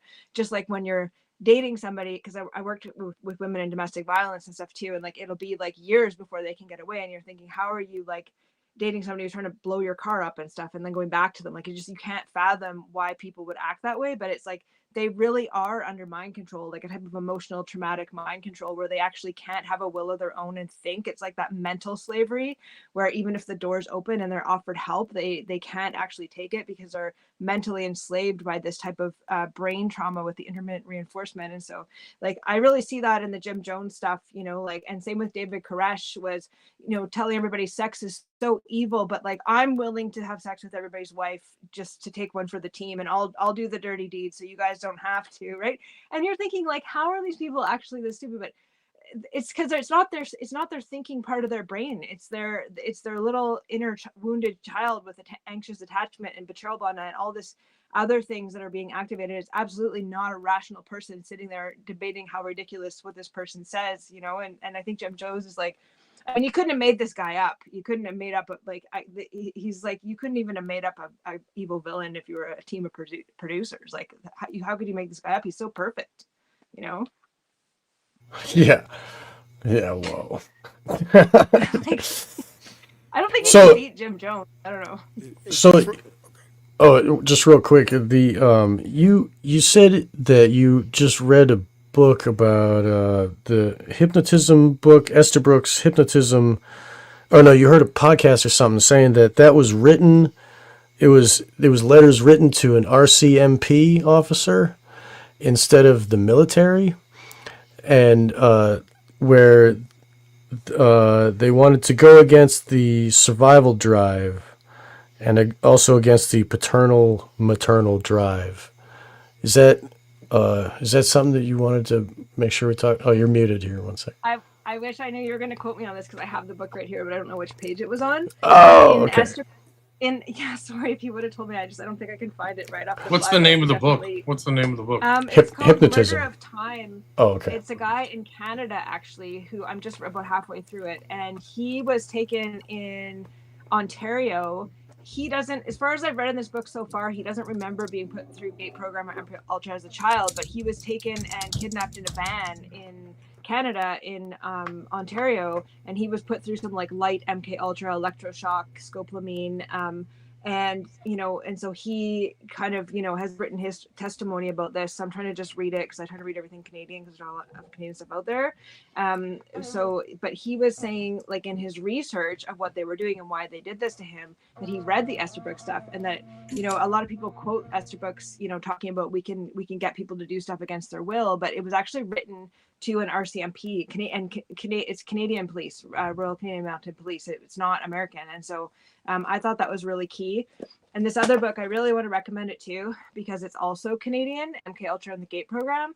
Because actually, I think Canada was a way bigger hub for MK Ultra than maybe even the States, because it's so easy to just hide stuff here. Like, people aren't even suspicious of it. They had people out on farms. They had mental institutions. They were in places like Winnipeg, Manitoba, Brandon, Manitoba, like on the native reserves, military bases, which are all really close in Canada, coincidentally. And so, anyways, it's really, they hit a lot of, I think they hit a lot more MK Ultra programs in Canada. Yeah, McGill, that's the kind of one they got busted for publicly and had to admit. But actually, this book goes over a lot of the other institutions that were using kind of little small farm towns, and I think they were hiding way more MK Ultra, and still to this day still are doing it in huge numbers here, like, that I think has never really been acknowledged. Like, they kind of act like, oh yeah, we outsourced a couple little things, to McGill University and stuff. And I think Canada was like, I think even today people are so unsuspecting of this stuff. I think it's going under the radar way bigger here than people know. Well, Canada doesn't have the Constitution to protect them. They are under the Queen and have to do everything that she says, and she owns all the swans. So, I mean, you have to do whatever she says, and it could be anything. Well, and in Canada, they also made what's called a National Research Council. And so they would have joint national research bases, which were kind of part of the military, but not really. So they're not under military law. And so they would bring, these joint research council places, which are military bases. They just don't call them military bases for legal reasons. It was a legal loophole where they could bring like American or British soldiers onto Canadian soil, because your political government rights go with your country of citizenship. So, but then when you're in the military, you're under martial law and you don't have the same rights that you would in your country. But so when they bring somebody over to Canada on an American over to a base on Canadian soil on the British run side of that, it's kind of a loophole for them to do joint national research, which can be biological germ warfare. And you can look at the whole history of them doing that with Frederick Banting and insulin, and then starting to use insulin in the psychiatric wards. And that was all done on Canadian Joint Research Council bases. And so I've tried to research some of it. There's not a lot of books about Canada, unfortunately. There's a few really good ones, but I think there's way more going on here than what's really acknowledged, for sure. I just want to expand a little bit out about you're talking about the betrayal and that kind of thing. I mean, I think there's another layer, because if you look at the initial research, going back to the psychological topology, going into Theodore Adorno, the Prince Radio Project, this also was about creating mass minds. But again, what we have is a very unique phenomena that never occurred in human history, except for maybe psychic tribes in Alaska or something. But basically, you have these relationships with people you never met. It's dispersed out of space, right? So you've lost your actual physical embodied grounding in your environment. Having a radio going on in the background, it's background noise, but it's changed your virtual psychological space. So you could be more connected to some radio fan in California or whatever, but people are not physically connected. So Adorno looked at this, using Lacan's like kind of neo-Freudian, very arcane, obtuse, opaque writings, like unless you're an initiate into, you know, Lacan, you can just throw the book across, you'll set it on fire. And you'll be like, why did I read this? I thought I was smart. Lacan, but actually, there's not a lot in there. But basically, the inner mirror is so, so, so important. The inner mirror, when you put the inner mirror, so it's a phase of childhood development where again the boy will mirror the father, the girl will mirror the mother. It's a basic process where literally you see yourself as the parent. This is the inner mirror. It's a subconscious identification, but it's very real. If this is not integrated, it continues throughout life. And so what Adorno discovered is that people listen to a pop song, their inner mirror is going to reflect the protagonist of that song, and they're going to identify subconsciously in their inner mirror as that. So this inner mirror phase creates a perpetual block between the person and reality, so to speak. Add this with self-esteem bullshit. It's like, oh, what is self-esteem? Self-esteem is what you think other people think about you. If I worried about that, man, I'd be drinking a lot more than I am, and I'm not even drinking. No, who gives a damn? I don't care, But this is what we were trained, and I've said this on dozens of shows. Sorry to repeat it, but when I was a kid, school we have to wear these paper plates. It says I lack. I am loving and capable. Anytime someone says something mean to you, you have to tear your plate. This is your self-esteem plate. I remember like in the class, these guys, like they've got their whole thing with stars on it. I got like 2 little yarn threads and just a couple shreds of paper. Like it was just gone because people tore it apart. We don't like it. And so but anyway, so these are types of fragmentation and a confusing thought process with interjects. So people live through interjects. They live through media dialogue. They have these sub-identities with media characters. And these can be very powerful identifications. Or with rock stars, right? I mean, these are powerful entrainments. Look at the town where everybody listened to like whatever rap music and all the kids got VD and like massive orgies, total sexual depravity just because of listening to rap. And this has happened. And so that's the power of this. So anyways, just wanted to stress that this is part of a broader deployment, and we probably won't be able to get there today, but to take these small scale, medium scale, large, you could say, look at the 60s as large scale, medium scale, small scale to society wide. And that's where we're at now. And Jonestown happened right after the 60s too, right? You know what I mean? The 60s was coalescing into Jonestown, and then it popped out into all those cults that you spoke of earlier too. And the SRA and all the rest. It's like a snowball rolling downhill and just gaining size as it goes.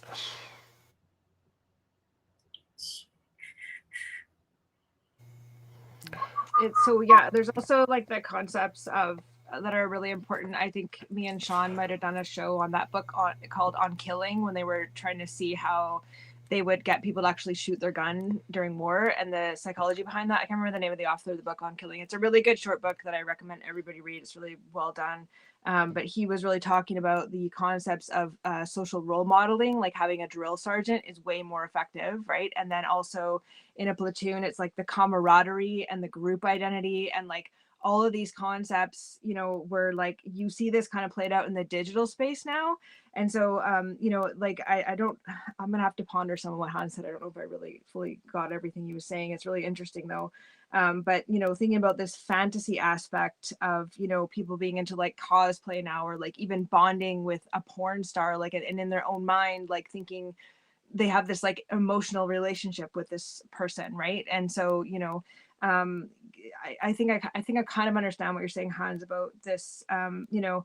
You were talking about the radio coming out and people's, space being connected, but like maybe their biofields aren't like, their auras aren't touching, but like, you know, on a quantum level, like, you know, putting that out into the collective unconscious or subconscious, like, you know, on that frequency, you know, I think, you know, what you're saying is, you know, maybe even more intense to really think about the idea of putting something out that's exactly the same, whereas before things spread around by like being repeated and it changed a little bit each time. It wasn't like exactly the same in each person's mind, whereas when radio came out, it was like, no, it's like exact replication into a person's mind. And like what that did, just even on the you know, the thought field of the planet, of getting it in that many people's mind. And if you read Kurt Barker's books, he was talking about the Satanists really wanting to get everything mechanized, and that's why they were taping rituals and stuff, because when they do them exactly the same every time, there's like that frequency resonance in the quantum field of things being exact. And then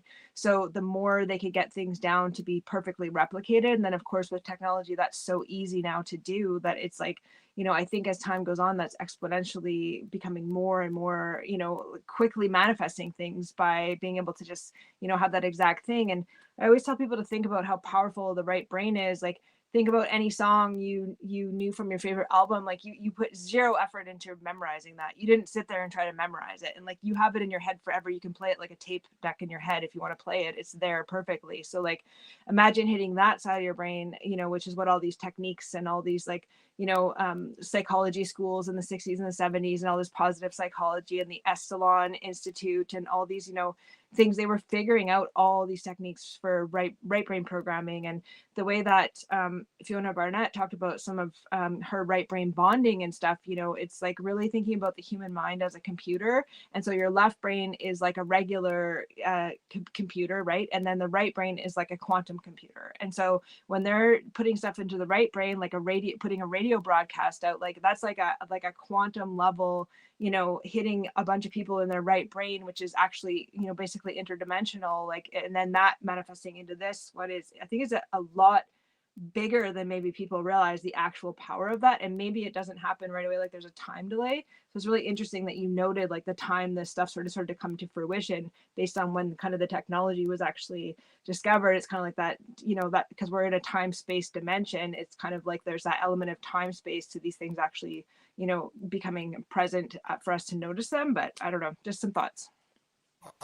Just real quick, it's you create essentially, since you're going far out, I'll go far out. So it's like an astral type of dream body, and these create shared entities to a certain degree.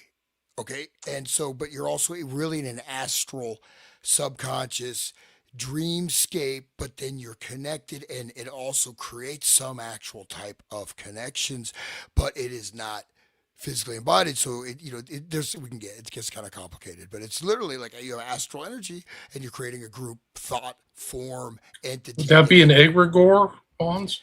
Egregore, yeah, you could say. I mean, egregore maybe not up to the level in egregore, but it's, you know, you're looking at basically, you know, you have a group resonance, and it's directed and guided. So everyone that watches the Super Bowl, or everybody that follows such so and so comedian, right, or everybody that loves the Star Wars movies, or like I was at this campsite, and all these, there was like hundreds of people. They all collect Coleman lanterns. I thought there's like thousands of Coleman lanterns, like from like, and it was like just a massive thing. I'm like, whoa, man, you guys must be pretty bored.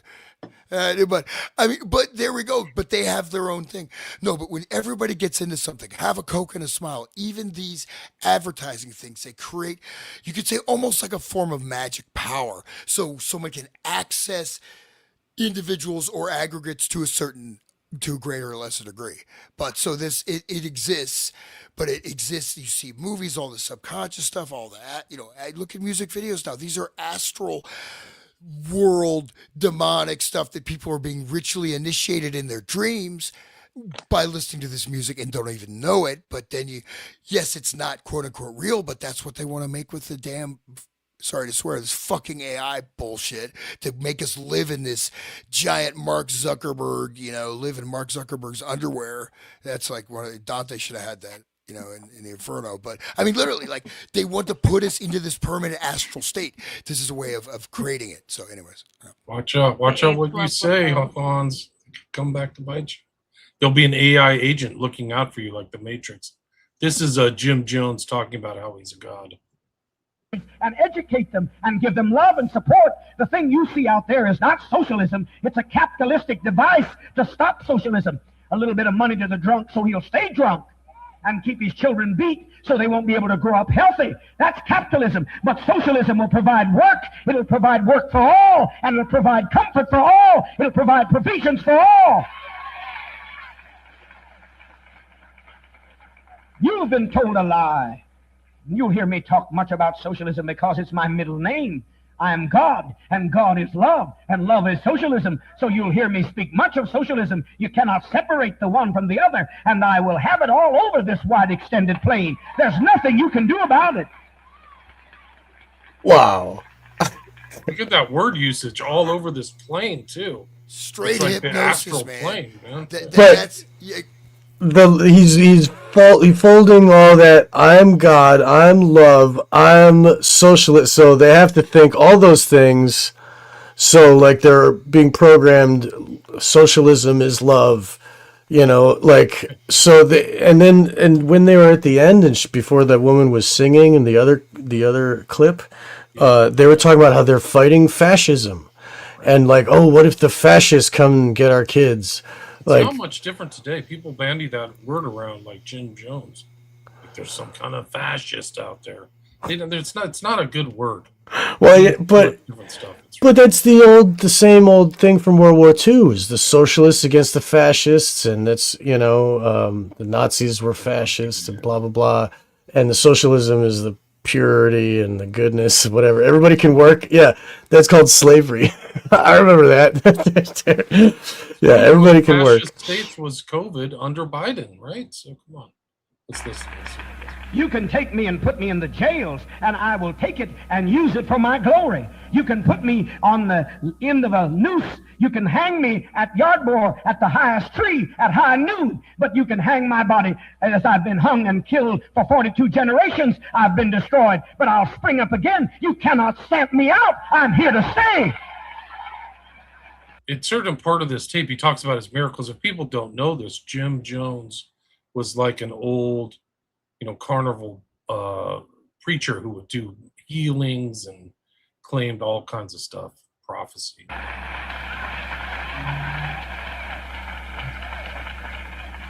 Nothing you can do.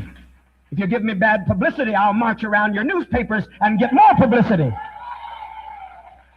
And if it's bad news, we'll take it and use it and not get discouraged. Because as Mae West said, and if that old girl can know truth, surely God can know truth. She said, I don't care how they write my name. I don't care what they say about me in the newspaper, as long as they spell my name right. And we must have that attitude because the newspapers are owned by big business. They're owned by the capitalists that have kept the blacks down. They're the very ones that used to stir up the lynch mobs. The newspapers are controlled by wealth. There's only one in every city, and they're always controlled by big money. So you can't expect them to be friendly to us. They're just having a little rest. They'll take after us again. But let's not worry. As long as they spell our name right, we'll take the best of it. Whatever knock comes, they will use it for a boost. Every prosecution will be an upliftment. Every persecution will be an unfoldment. We shall go through. No matter what they give us, we will turn it around. Even though they mean it for evil, we'll turn it around and use it for good, because we shall remain. I'm going to invert it, right? That's the goal. He says in this other one, he says, I am the Messiah. This is hypnosis 101, man. This is Ericksonian hypnosis plus NLP language programming and all these weird inversions, logical leaps. This guy knows what he's doing, actually, even though he sounds whacked out. He's a little Jim Jones. He reminds me of, this Philip K. Dick novel where, people are colonists on Mars and they play this game called Perky Pat and they get these hallucinogens and they enter into this board game and they live inside of it. And that's what they all live for. And that's like this, like these people are literally completely out of the world. They're in this board game that Jim Jones has invented. You know what I mean? Like it's this levels of derealization, I think, are endemic now. And this is where it starts. He says, I am God the Messiah. At another point, his discussions of Jesus switches in mid-sentences from the third person to the first person. So he's like mixing them up, like there's this other guy, but I'm also him, That's how they get you. And he talks about that was almost a pace lead, right? Like it's like they even did that in the Beatles song where they were saying hallelujah, hallelujah, Hare Krishna. Like it's pace, and then they just switch it, right? And so that's almost what Jim Jones was doing. And like this just reminds me of WWF too, or WWF or whatever the hell it's called now. But like they, you know, it's that same grandiose, over the top, like, you know what I mean? And you see this in rap music too, where it's just this like grandiose narcissism, like I'm everything and like, you know what I mean? It's just over the top and people just love it. They just eat it up, you know? It's like it's showmanship. It's the alpha monkey syndrome. Everybody wants to see the alpha monkey, you know. Like it's really crazy. This is, I mean, this show is blowing my mind. I can't. Thank you for bringing the clips, William. This is great. We didn't even really fully say that the military is a cult. We kind of danced around a little bit. We said military this, military that. But the military is a controlled environment where they're made to bond with each other in trauma situations and to react in right brain and not think, and to become, and like even Kubrick in Full Metal Jacket, like Joker was saying into the monologue or whatever, is saying that the government doesn't want robots.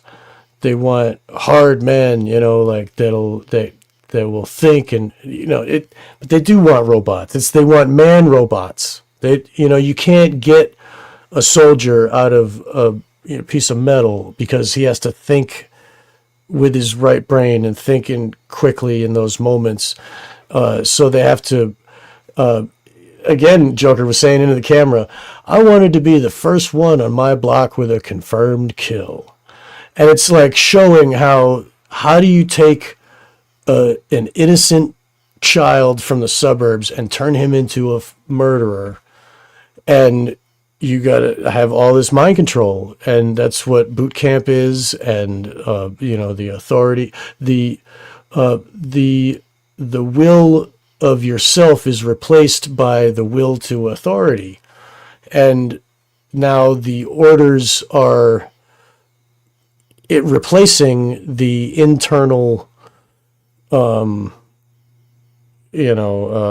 conscience, I guess, or the internal workings of the mind that would make you have logical conclusions. You know, it like drapes a cloak over your conscious mind. And I guess I'm running out of words, but do you guys understand what I'm saying? The military, right, Jamie? The military is a cult. Yeah, I mean, right? I think I was in the military, so we've talked about this a lot. And I was young when I was in the military, so I didn't really understand all this stuff then. But I'm very observant. And then when I got older and was studying all this stuff and looking back, I was like, oh my gosh, they were doing all that stuff. And a lot of stuff in the military seems innocuous, but it's accessing different parts of your brain. So like even polishing your boots is like extreme attention to detail, fixating on one thing really intently to just like, you know what I mean? Like that. It's like little things like that. You think, oh, they just do it because they've always done it. There's no real purpose to it, right? But there's actually all based on the psychology. And like, I mean, we could just go down the list, like isolation, changing your normal routines, like the group bonding, the trauma bonding, the social role modeling, the drill sergeants, your identity, the camaraderie, like and it's like on the military base too. One thing I always remembered from being in the military is that if you tried to do drill by thinking, you would trip. And so I remember learning how to do drill. The only way, and for people who don't know what drill is, it's when you're on the parade square and somebody's yelling orders at you, like left, right, turn, and all these commands. And when you're young and you don't want to screw up and you're trying really hard, you'll actually screw it up. But when you actually just turn your mind off and just listen to the drill sergeant sound you'll actually just start turning left and right like a puppet. And if you think about it, you'll actually mess it up. As soon as you go over to your left brain, you have to turn your brain off to be a good order follower. And that's why in the military they'll give you orders for like tiny little things, because the answer to everything is yes, sir. And again, it's that little slippery slope, right? So it's like yes sir to little thing, and then in the end it's yes sir to go kill somebody, even if it's somebody you might not be shouldn't maybe be killing, like a child or a civilian. You know what I mean? Like you see how, what was that? There was one story where this guy got out of the military. I think it was on a Dr. Phil show. They were interviewing him, and his military platoon leader, when they got out, he convinced them all to go rob banks together. And but because he was their drill sergeant and had such total control over them as a platoon, that like it kind of went to a legal case where they were saying, like, did these people actually have the ability to say no to this person, because like it was such a group of people that had done it, and they kept saying, well, like, he convinced us that it was like an order, and he was our sergeant, and then it was kind of interesting to see like people carrying that out of the institution even. That's perfectly encapsulates it. I was trying to say that thank you. So Hans, your camera. Okay, there you go. Yeah. So, I mean, the best armies, I mean, of course, you're going to have some autonomy, right? So the more you create the robot slaves, you're going to also lose the efficiency of the organization. But, we have to see again the psychological topology, physical space and psychic and psychological space. And it's all mathematics. It's all based on vector fields, flows. You can do calculations, you can look at dynamics, and you're encountering. So I say astral or whatever, but so these are influences, right? They help create and shape the psychic space. And so the cult essentially, it's like the John Lennon said, your inside is out and your outside is in, right? So it's that full flipping. But I think, again, the success of this endeavor of research for all these decades is we're looking at it, right? Until it breaks down, but we're looking at it. I mean, COVID is the ultimate example of this. And it's using also this astral, maybe, non-physical, not necessarily kinetic, but with some psychic impact layer. You could call it also connected with the collective unconscious, and with waves, radio waves, this and that, and other things. So it's kind of an interesting amalgamated hybrid type of thing, but you're able to program such a level. You still see people wearing those masks. It's like, dude, I mean, I just saw people today. They have this aura of righteousness. I'm wearing a mask. I am very healthy. You're a disease carrier. I mean, it's just like, whoa. Anyways, it causes brain damage, dude. Fuck. Hell yeah. I'm so glad that William and Hans are here for that. Let's go to that. Let's shift to that now. What can we learn from Jonestown and apply it to COVID? I'll open up the floor, William or Jamie, if you'd like to go. I mean, what's interesting is that person wearing the mask now is doing it while they're socially outed, whereas before they were doing it to fit in, and now it's carried forward where they're the one standing out in the crowd still wearing a mask. I find that kind of interesting. Yeah. What were you saying, William? I'm trying to find some clip where he says, "I'm a god, you're a god, we're all gods." But I think, the little mini Jonestown. You had to do it because everybody else was doing it. You had to save your grandmother. You had to save your kids. So we really went through something like and constant, over the speakers, just repeated things. So it's going to be a season of death and everything. They laid it out like. I'm surprised there's not I'm not surprised there's a revolution because we've all been psycho-civilized to a certain extent, greater or lesser extent, but it's really an extraordinary event. So they basically took Jonestown and globalized it. It's really a globalized Jonestown, and people did stuff against their best interest, and even just suspended their logical, reasoning. So I don't think anybody had ever seen that coming. Probably people at Jonestown never expected the horrors. They had been just totally brainwashed. It's interesting because Jones in his sermon is talking about other people being brainwashed. So he's pretty clever about that. So it's obviously somebody else who's brainwashed. The other guy's the tyrant. The capitalists are the bad guys. And that's the way it was. It was an us against them kind of thing that they built into the COVID structure, which was you're good if you do it. If you don't, you're bad. You're risking yourself and others.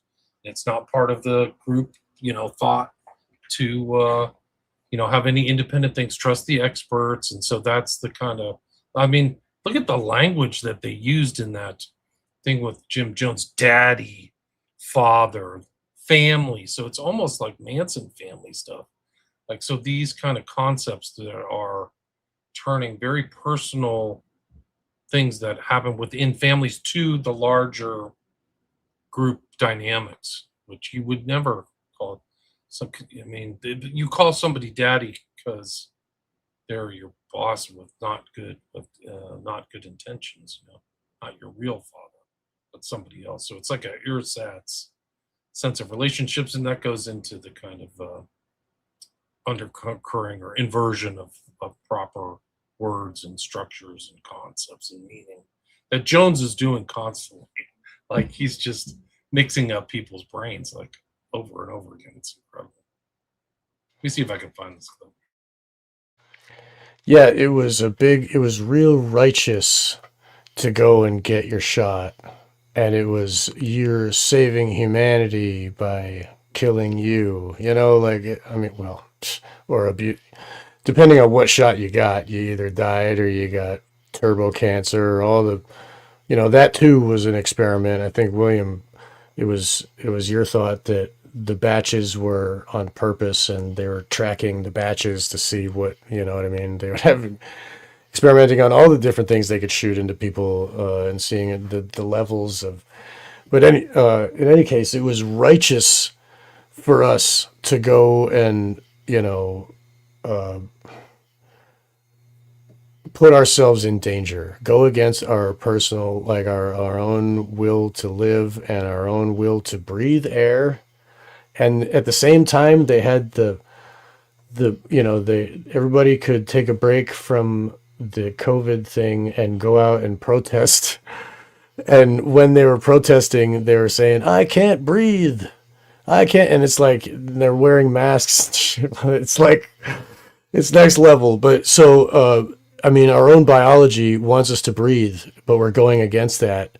And we're proving to everybody else that we're going against our own biological necessities. And I am righteous for doing so. And I am in a group and my righteousness proves that I am loyal and good. And my action proves my action in cohesion with the group is my, that is my moral will, and all morality goes towards the group will, and so they no longer think rationally. The Fauci is the science. He even said so. When you're, so, and then had to plead the fifth 111 times, which he wasn't allowed to do there because he was already pardoned for the last 10 years, which why would you even have to do a pardon if he's so good? Like, that goes back 10 years. Yeah, that's the kind of dissonance that people have to think that he's a good guy. You don't need to be pardoned for anything because you're working above board. No, he's one of the greatest mass murderers. It's so strange too, because I think he got a job at like Georgetown University. So none of the Jesuit priests who were touted by the Catholics as being like the hardest, brightest things are like, this guy's a monster. And the church used to be really ardently pro-life. Like, you don't have abortions. You don't do that used to be what differentiated them from other churches, was just stridently pro-life, always choose, life over anything. So but then the Pope said, go get the jab. Because it's okay now, because the Pope said so. Yeah, so it's changed. It's infiltration. Dude, it's crazy. But see, one of the things, if you look, okay, great example. They have birth now. It's basically a full-grown baby. Now it's just legalized in multiple states. In Massachusetts, yes, right. No, I think it's like 8 or 10 states now. Yeah, I think it's like it's like right before birth. Isn't that called murder? Yeah. I think that's called They're celebrating it. It's all women. So they're all celebrating it. Like, hey, death. Yay. For those that don't understand, the legal term for birth is when the head of the baby leaves the mother. So they manipulate the baby to come out backwards, feet first. They get the baby's entire body out, but they leave the head inside. And then they use scissors to stab the back of the head, and they swirl the scissors around to destroy the brains and kill the baby. And then they can pop it out dead, and all good. That's what they just legalized in Massachusetts. And Hillary Clinton is big on that. Oh, yeah, they get a check, right. And all the parts that came out whole, they can sell all that. In the old days, they had to go in with tweezers and try to pull off an arm, and I'm going to sell a lung of this baby. You know, there were audio clips of people that were sitting down with working out how much for hearts and how much for the people that work at Planned Parenthood were selling the parts. So think of how much money they could get from a whole baby that came out intact, fully good, all the stem cells and blood or whatever they get from it. You know what I'm saying? So anyway, that is what is legal now. And Hans, you're right. And I just want to bring that up and say how they do it so people know. All right, here he is. This is Jim Jones. This is not scripture, guys. I'm fairly familiar with scripture. He's just making this up out of whole cloth.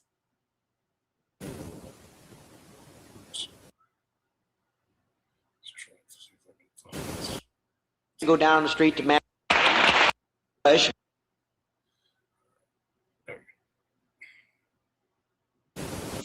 all those things, cord blood, stem cells. So I'm going to have some folk. I'm going to separate the men from the boys and the ladies from the girls tonight.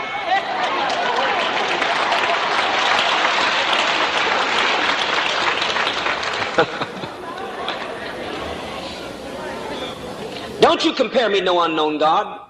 Now look at my house. My house isn't what I want it to be, but when I get through with my house, at least let's look at my house tonight. Nobody hungry in my house. I went downstairs to see that some that got in the food that wasn't even from Los Angeles, Fresno. I worry about that meticulously, and precious ones work with me. I say, I want the food at a certain time. I want them to have enough.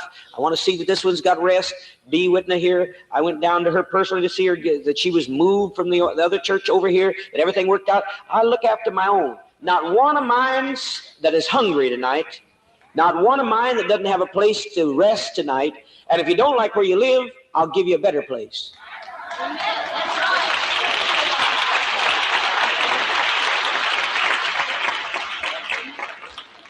That's what I'll tell you. I'll give you a better place. I will look after my own. You say, what are you trying to do? I'm trying to narrow down so I figure out who my own are. Because when I get through, some of you folk are never going to come back and see me again. I won't have to worry about you. Because if you can't take the truth, you're not worth much anyhow, you see. The truth sets you free. That's all Jesus came to earth to say. He said, you'll know the truth, and the truth will set you free. That's what I've come back to tell you. You're going to know the truth, and the truth will liberate you. The truth will free you. The truth will set you free. Won't make any homages to the unknown God anymore. Won't have to make any offerings to the unknown God. You won't have to walk down the street with your head down, afraid somebody's going to knock you over with a bolt of lightning, because I'm going to free you from superstitions. I'm going to free you from all those fears. I'm going to cause you to know that you are what Jesus was. He said, what good work do you stone me? Jesus said, we don't stone you because of good works, Jesus. It's because you being a man make yourself God. All right, here we go. This is where I wanted to start it. So. He said, well, isn't it written to those whom the word of God came? Scripture can't be broken. He said, it's written that ye are gods. He said, I'm just doing what you have had written. It's in the book. Don't look at me funny. Jesus said that every human being was a god. I'll give you the verse of Scripture if you want me to give you the verse of Scripture. I can give you the verse in Scripture to the lie. Yeah, I'll take it because you can't find it. That you are God. I'm a God and you're a God. And I'm a God and I'm going to stay a God until you recognize that you're God. And when you recognize you're God, I shall go back into principle and will not appear as a personality. But until I see all of you knowing who you are, I'm going to be very much what I am. God Almighty God. There it is. I'm going to be very much what I am. God, Almighty God. Literally says that. Sacrifice your children to me. Sacrifice your children. He throws in like this Hindu thing in the middle of it. Yeah, You know, you're all principle. gods. You are gods. Just an aside though, in terms of the study, you know, for the, you could say large scale applied sociology, so to speak.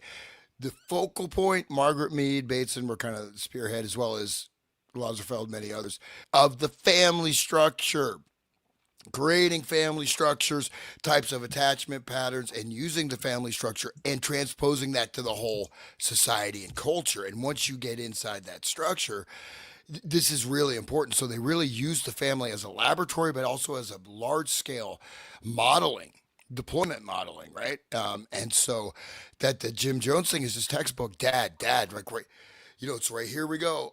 So there's different, you know, Margaret Mead has this thing, the lifestyles of the future. You know, there's like, I think it's in the 70s, they got like four, you know, two dudes and three ladies. They're all married. They all have sex together. The kids sleep in the bed. It's like, this is, I mean, this is, you know, this is what, you know, these structures. So the family, surrogate family from the cult.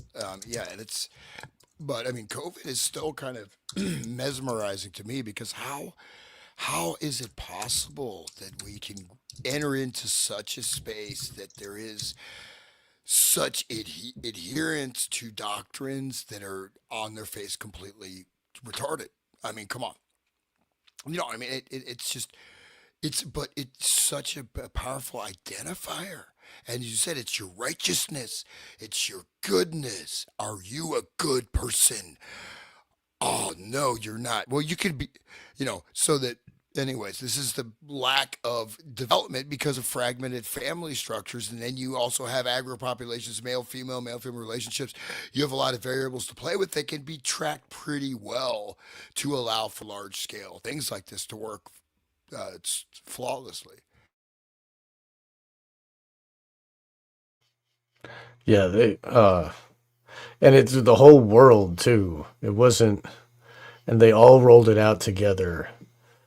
You couldn't escape it. It was all, you know, it was as if Jim Jones's megaphone was on everybody's radio station and you couldn't turn it off. The whole fucking world, man. And you go ahead and sacrifice your kids to the new god, Fauci, or whoever it's going to be next time, you know, after Fauci's gone, right? Yeah, I mean, the Bible says, "Aren't your gods?" I think it's in Genesis, and then it's interposed, and Christ says it. Somebody mentioned Psalm 82:6, but it's not saying that they're gods. They're sons of God, but they're not gods in the way that Jim Jones says. Sorry, guys. But that's what the Satanists want to say, Yeah. and so it's like he's kind of covertly saying what he wants to say from his satanic perspective, and draping it in the, you know, the sheep's clothing of the Christian faith. And, you know, he's embodying the inversion, you know, like saying he's God, but then he's doing like what the devil would do. Right. I mean, it's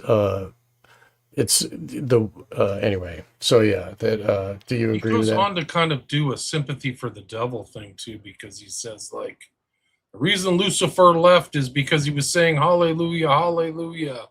And then he came down. It was kind of like an interesting, it was very like the devil's bad type thing that you would hear. Right. He's actually good, guys. Shh, come out of the corner, I'll tell you. What's impressive is how fast he flips these things. You start out with something normal, and then you end up, and it's like, and he's a flaming communist. He's hanging out with Russians. He's hanging out with communist agents. He's got militant stuff. I mean, how's this guy walking around? But he goes through very fast sequences to people arrive at destinations. There'll be a few little U-turns, and he's but they just lap it up. That's what I mean. So they're already. But, you know, again, you have the approval. Oh, if I'm not cheering for Jim, if I'm not clapping for Netanyahu, I'm a bad person. I got to clap. And that's also part of it because that creates the social pressure. So, are you anti-Semitic, Hans? How could you? No, I love the Jews are God. The Jews yeah, are you God. better. This is Jones. I can find the recording if I can do it. It's just not easy. The Jews are He God. made a beautiful one. I'm a Lucifer. Mir Goyim. He made him the most beautiful angel. That cotton picker, he wasn't. Lucifer up there, he said, ha ha ha. He give me too much of his brains. He gives me too much of his looks. He looked over that mess and said, I'm not going to go around there bowing and scraping anymore. He took a third page. Oh, I don't know. We were talking about Lucifer being what a kind of guy. Up there. Right. What caused you to leave heaven? So he's like literally talking kind of about Lucifer. It's weird. Anyway, these are really good. There's the full thing is Jonestown and the People's Temple, a digital archive. People can check out all the sermons and stuff. There's a bunch of tapes too, right? MP3s.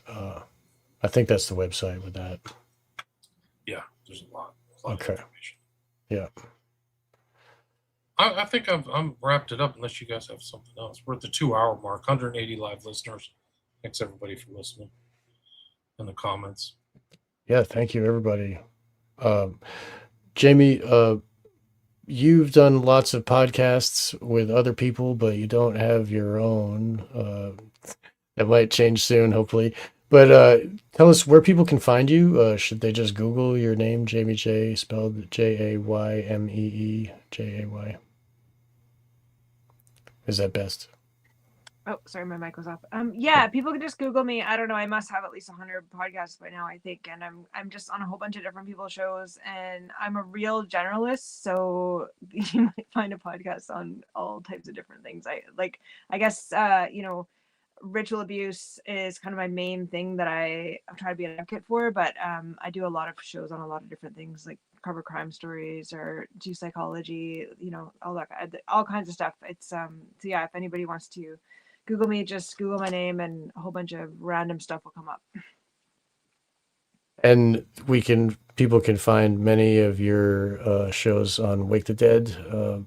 You've been a guest on Wake the Dead multiple times, and your first podcast talking about SRA was on Wake the Dead, and people can find that in the archives. So yeah, I never wanted to podcast. Actually, it was never a goal of mine, but I was taking the Mark Passio media course, and that's where me and Sean met. And then he just wanted me to do a podcast just to practice using technology. And I think he got a lot of hits on that show. And then people just started asking me to come on their shows. And then now I've just been like podcasting for a couple of years. It's kind of funny because I never wanted to do it or set out to do it. So.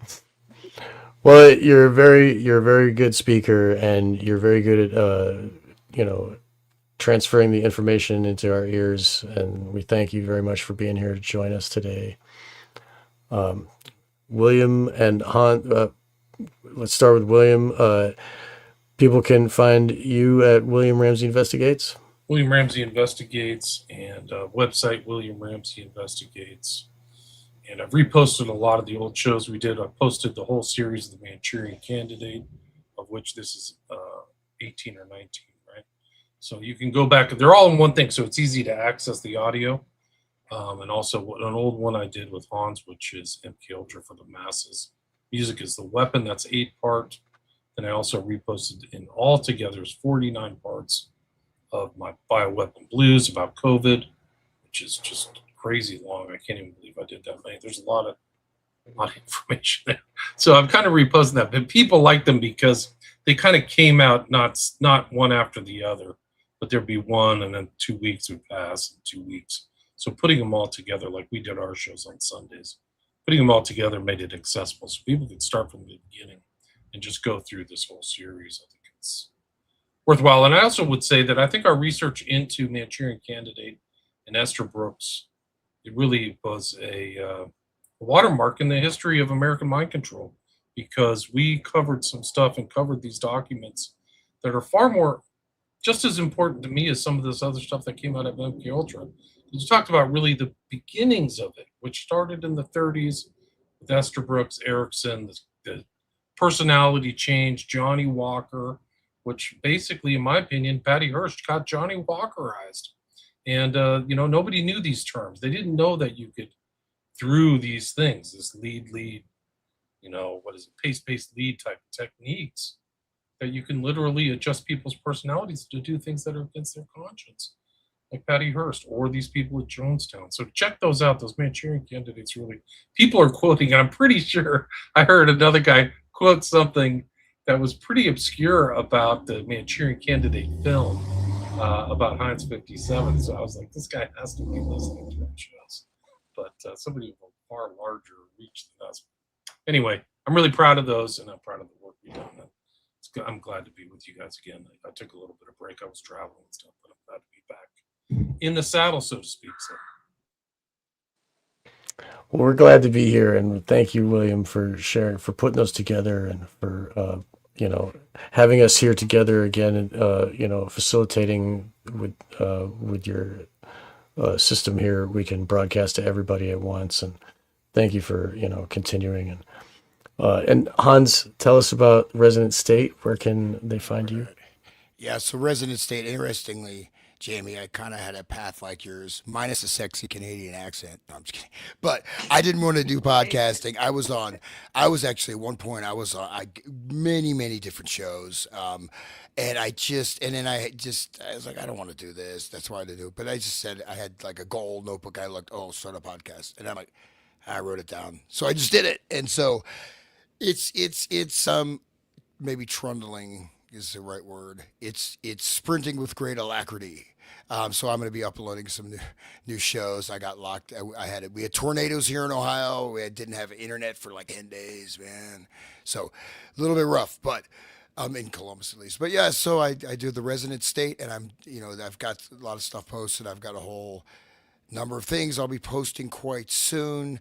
So I'm on BitChute. I am on Spotify, Rumble, Odyssey, and YouTube, and that's it. And I do have some music stuff, hanshunter.com. Check it out. I'm going to be releasing some music and just trying to like dial life in, man, before we all end up living in a 15-minute city. Yeah, it's not that far off, guys. We got about 3 good months until rumblings of the Civil War start. When I was in the Soviet Union, you see these old statues of like Lenin. They're always like, Lenin or Stalin or whatever. Mostly like Lenin and Marx. I just think we're going to be, the city's going to be Bill Gates, Donald Trump, Andy Fauci. No. They're going to be like sitting here. Man. Walk by. This, seriously, it's like the cities are going to be bad. Imagine like leftists with the technate combined. The Cheka people just be like slavering in their graves. Wow, we got information on everybody. This is a prisoner. I got to do something on the prisoner show. I did a lot of flock stuff is crazy. It's not for your safety, guys. Yeah. It's not for your safety. We're not far off. It's bad. So start prepping. Sean, what about you? Why don't you add what you've been up to, where people can find your stuff? Jamie, did you want to say something real quick before I said? Well, saw you raising your hand. I just wanted to. I was just laughing because I just bought a bus to live in because I know stuff's gonna go down.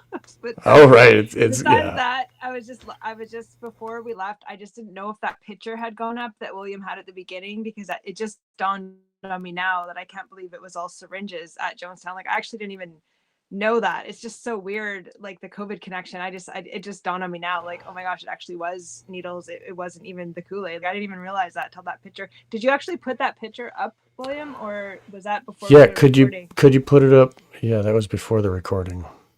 Just the thought going out. Sorry, William. Sorry. But yeah, it's the. I'm trying to find it, guys. User error. Sorry. It's the aftermath of. Yeah, look at that. Looks like needle That's porn. why I picked it. A lot of people don't know this, but like John Judge talks about it, that these people, they had syringe marks all over them. The bodies were moved. So those original pictures that people saw in all the media in 1978, that's after it. And there were tons of bodies before. And John Judge says there was like 400 that took the drugs, and then like 400 that were shot, or like they chased them down and put them back in. There was a huge operation.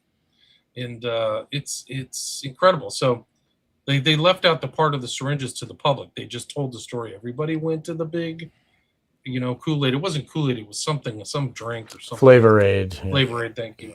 But they went there and they took the sips and they died. That's not true. Yeah. It was all covered up. It was a huge cover-up. And like any other huge event in the U.S., after the event, people started dying too around Northern California, which is a whole nother show. So like, There were other deaths, other suspicious deaths, and other things around Jonestown, which is another show. Well, this is an important phenomenon that I just want to note that we see in a number of different occasions. Most clear examples, like, say, War of the Worlds broadcast. Yes, some people freaked out. Massively exaggerated. And this exaggeration was put into the consciousness. It's still there, right? War of the Worlds, people are running this. There was some, but not that much. Jonestown, most of the people were killed. Or also shot or whatever, but it's most people think everybody there just dutifully drank the Kool-Aid. It's not true, right? But it's also putting an idea forth, right? It's putting sort of a tendency into the atmosphere, if that makes sense. You know what I mean? So, and then look, right after this, that's when the cult membership, just blasts off. But that the idea that, 900 people, they all were brainwashed, they all killed themselves. It's not true. Most of them were killed by, syringe or shot or whatever. But this goes into people's minds or subconscious. They begin to agree with this and acquiesce to this, even subliminally. I don't know if that makes sense, but it creates like a cultural weight to a certain degree. But they could control the media back then. And my understanding that they picked the spot because it was a former military camp, like it was a U.S. military camp or something like that. So it's like, this is really creepy. And there's other pictures. There's a picture of Jim Jones. I couldn't find it, but like he's literally opening the door to the medicine cabinet, and there's just drugs everywhere. And Jones was like high to the gills, like he was a pill popper and a meth head and just wasted. That's why he wore those dark glasses to cover up how freaking gagged he was. So there's just, so drugs are just redolent throughout this whole thing, and abuse and mind control. It's just really disgusting. Yeah, cocaine and narcissism are a deadly combination for sure. Yeah. Indeed. Yeah, meth and tranquilizers and what he was on. Mind control and MK Ultra and the CIA. Right. Bad combo. But that's Hollywood now. Anyway, that picture really does encapsulate what Yeah, I didn't want to miss it. It came through a needle. It was there. Yeah. It's even creepier because it says Yale hypodermic needles. Like, what the hell is something from Yale doing that? Can't they buy something from South America or what? Dude. What the hell is it shipped in from like some WASP lab, like run by like some MKL? What's the guy who worked at Yale? It was the Skull and Bones donated it. Yeah, no, but true. But there was the one guy around that time. What's the guy who did the test on the bulls? What was his name? Delgado worked at Yale. That was very. Oh, right. So yeah. What does that say? Physical control of the mind. She's got the book right there. People don't know Delgado had radio controlled stuff in the 60s, man. It's radio waves. They were originally doing invasive stuff. You don't need to do invasive stuff because it runs on frequencies, right? And I do want to just one last differentiation, pace, lead, but a lot of like the Esther Brooks is just straight up hypnosis, right? They're a little bit of pacing, but you're hypnotized, right? And they're hypnotizing people to blow up army bases, maybe to sink submarines. He's like, what if hypothetically some crew members were hypnotized to to sink the submarine? And then there's submarine sinks, about a month later. Hypothetically, if this had been right, But the Jonestown, this is like, they were also being drugged too, the population there. This is a really dark, but as we look at it, very open, straight up experiment. Jim Jones is straight up CIA. And just to remind people, I started in the beginning, he was vetted and feted and was a very respected and prominent member of society that all the movie shakers were flocking to him. Literally. It's so weird because even Moscone relied upon Jones and his power base to get into office. So he was courted as a kind of like public figure that you wanted to have on your side. And one of the things is like something very similar to COVID took place at Jonestown, where they were administering drug A and drug B and seeing, it was like a test case to see what people would do. So like they had the normal people, and then they had the people on their drugs. So they're administering weird drugs to people without their consent. I forgot the name of it. It's in that book. It's in the book by Myers. It's Those all look like really great books. I'll probably actually order them and read them. So, but I think another topic that people might want to research is, really like how much drugs were being given to the actual people there, not just what Jim Jones was doing, but like, think about if instead of cyanide in that Kool-Aid, it was scopolamine, and then people went and injected their kids. Like, I think there's probably a lot more drug, conspiracy there if someone were to actually really look into it. Like, were those people all being kept, in a drugged state? It wouldn't surprise me at all. I think there was a lot of drug testing, and I think I mentioned to Sean earlier that Mark Phillips and Kathy O'Brien's book, they did mention that there was drug testing going on in Jonestown. So I don't know. It's just something that maybe people might want to try and find out more dirt on, but I'm pretty sure it's pretty obvious from this picture that it was, What if they were giving him like Prozac? What if they were giving Prozac type drugs? And then the whole antidepressant thing is fake, and you're actually one giant Jonestown. That's how bad it is. Because do you know what the foundational like construct, like chemical bond is? Fluoride. I think that it's basically like a variant of fluoride. Is what it is, yeah. And that's what they were giving to the gate kids, the pink drink, right? It's the same. It's like Prozac juice. So we're all psycho-civilized to a larger, greater extent. And in my opinion, if you're taking anything at this point from Big Pharma, you're just dealing with you literally the drug dealer on the corner is more honest and has more integrity than this Big Pharma. I'm not exaggerating at all. Drugs. That's not hyperbole, guys. I literally can tell you that the drug dealer that gives you your weed or whatever is probably more honest than Big Pharma. So, Sean, why don't you wrap it up? Yeah, sure.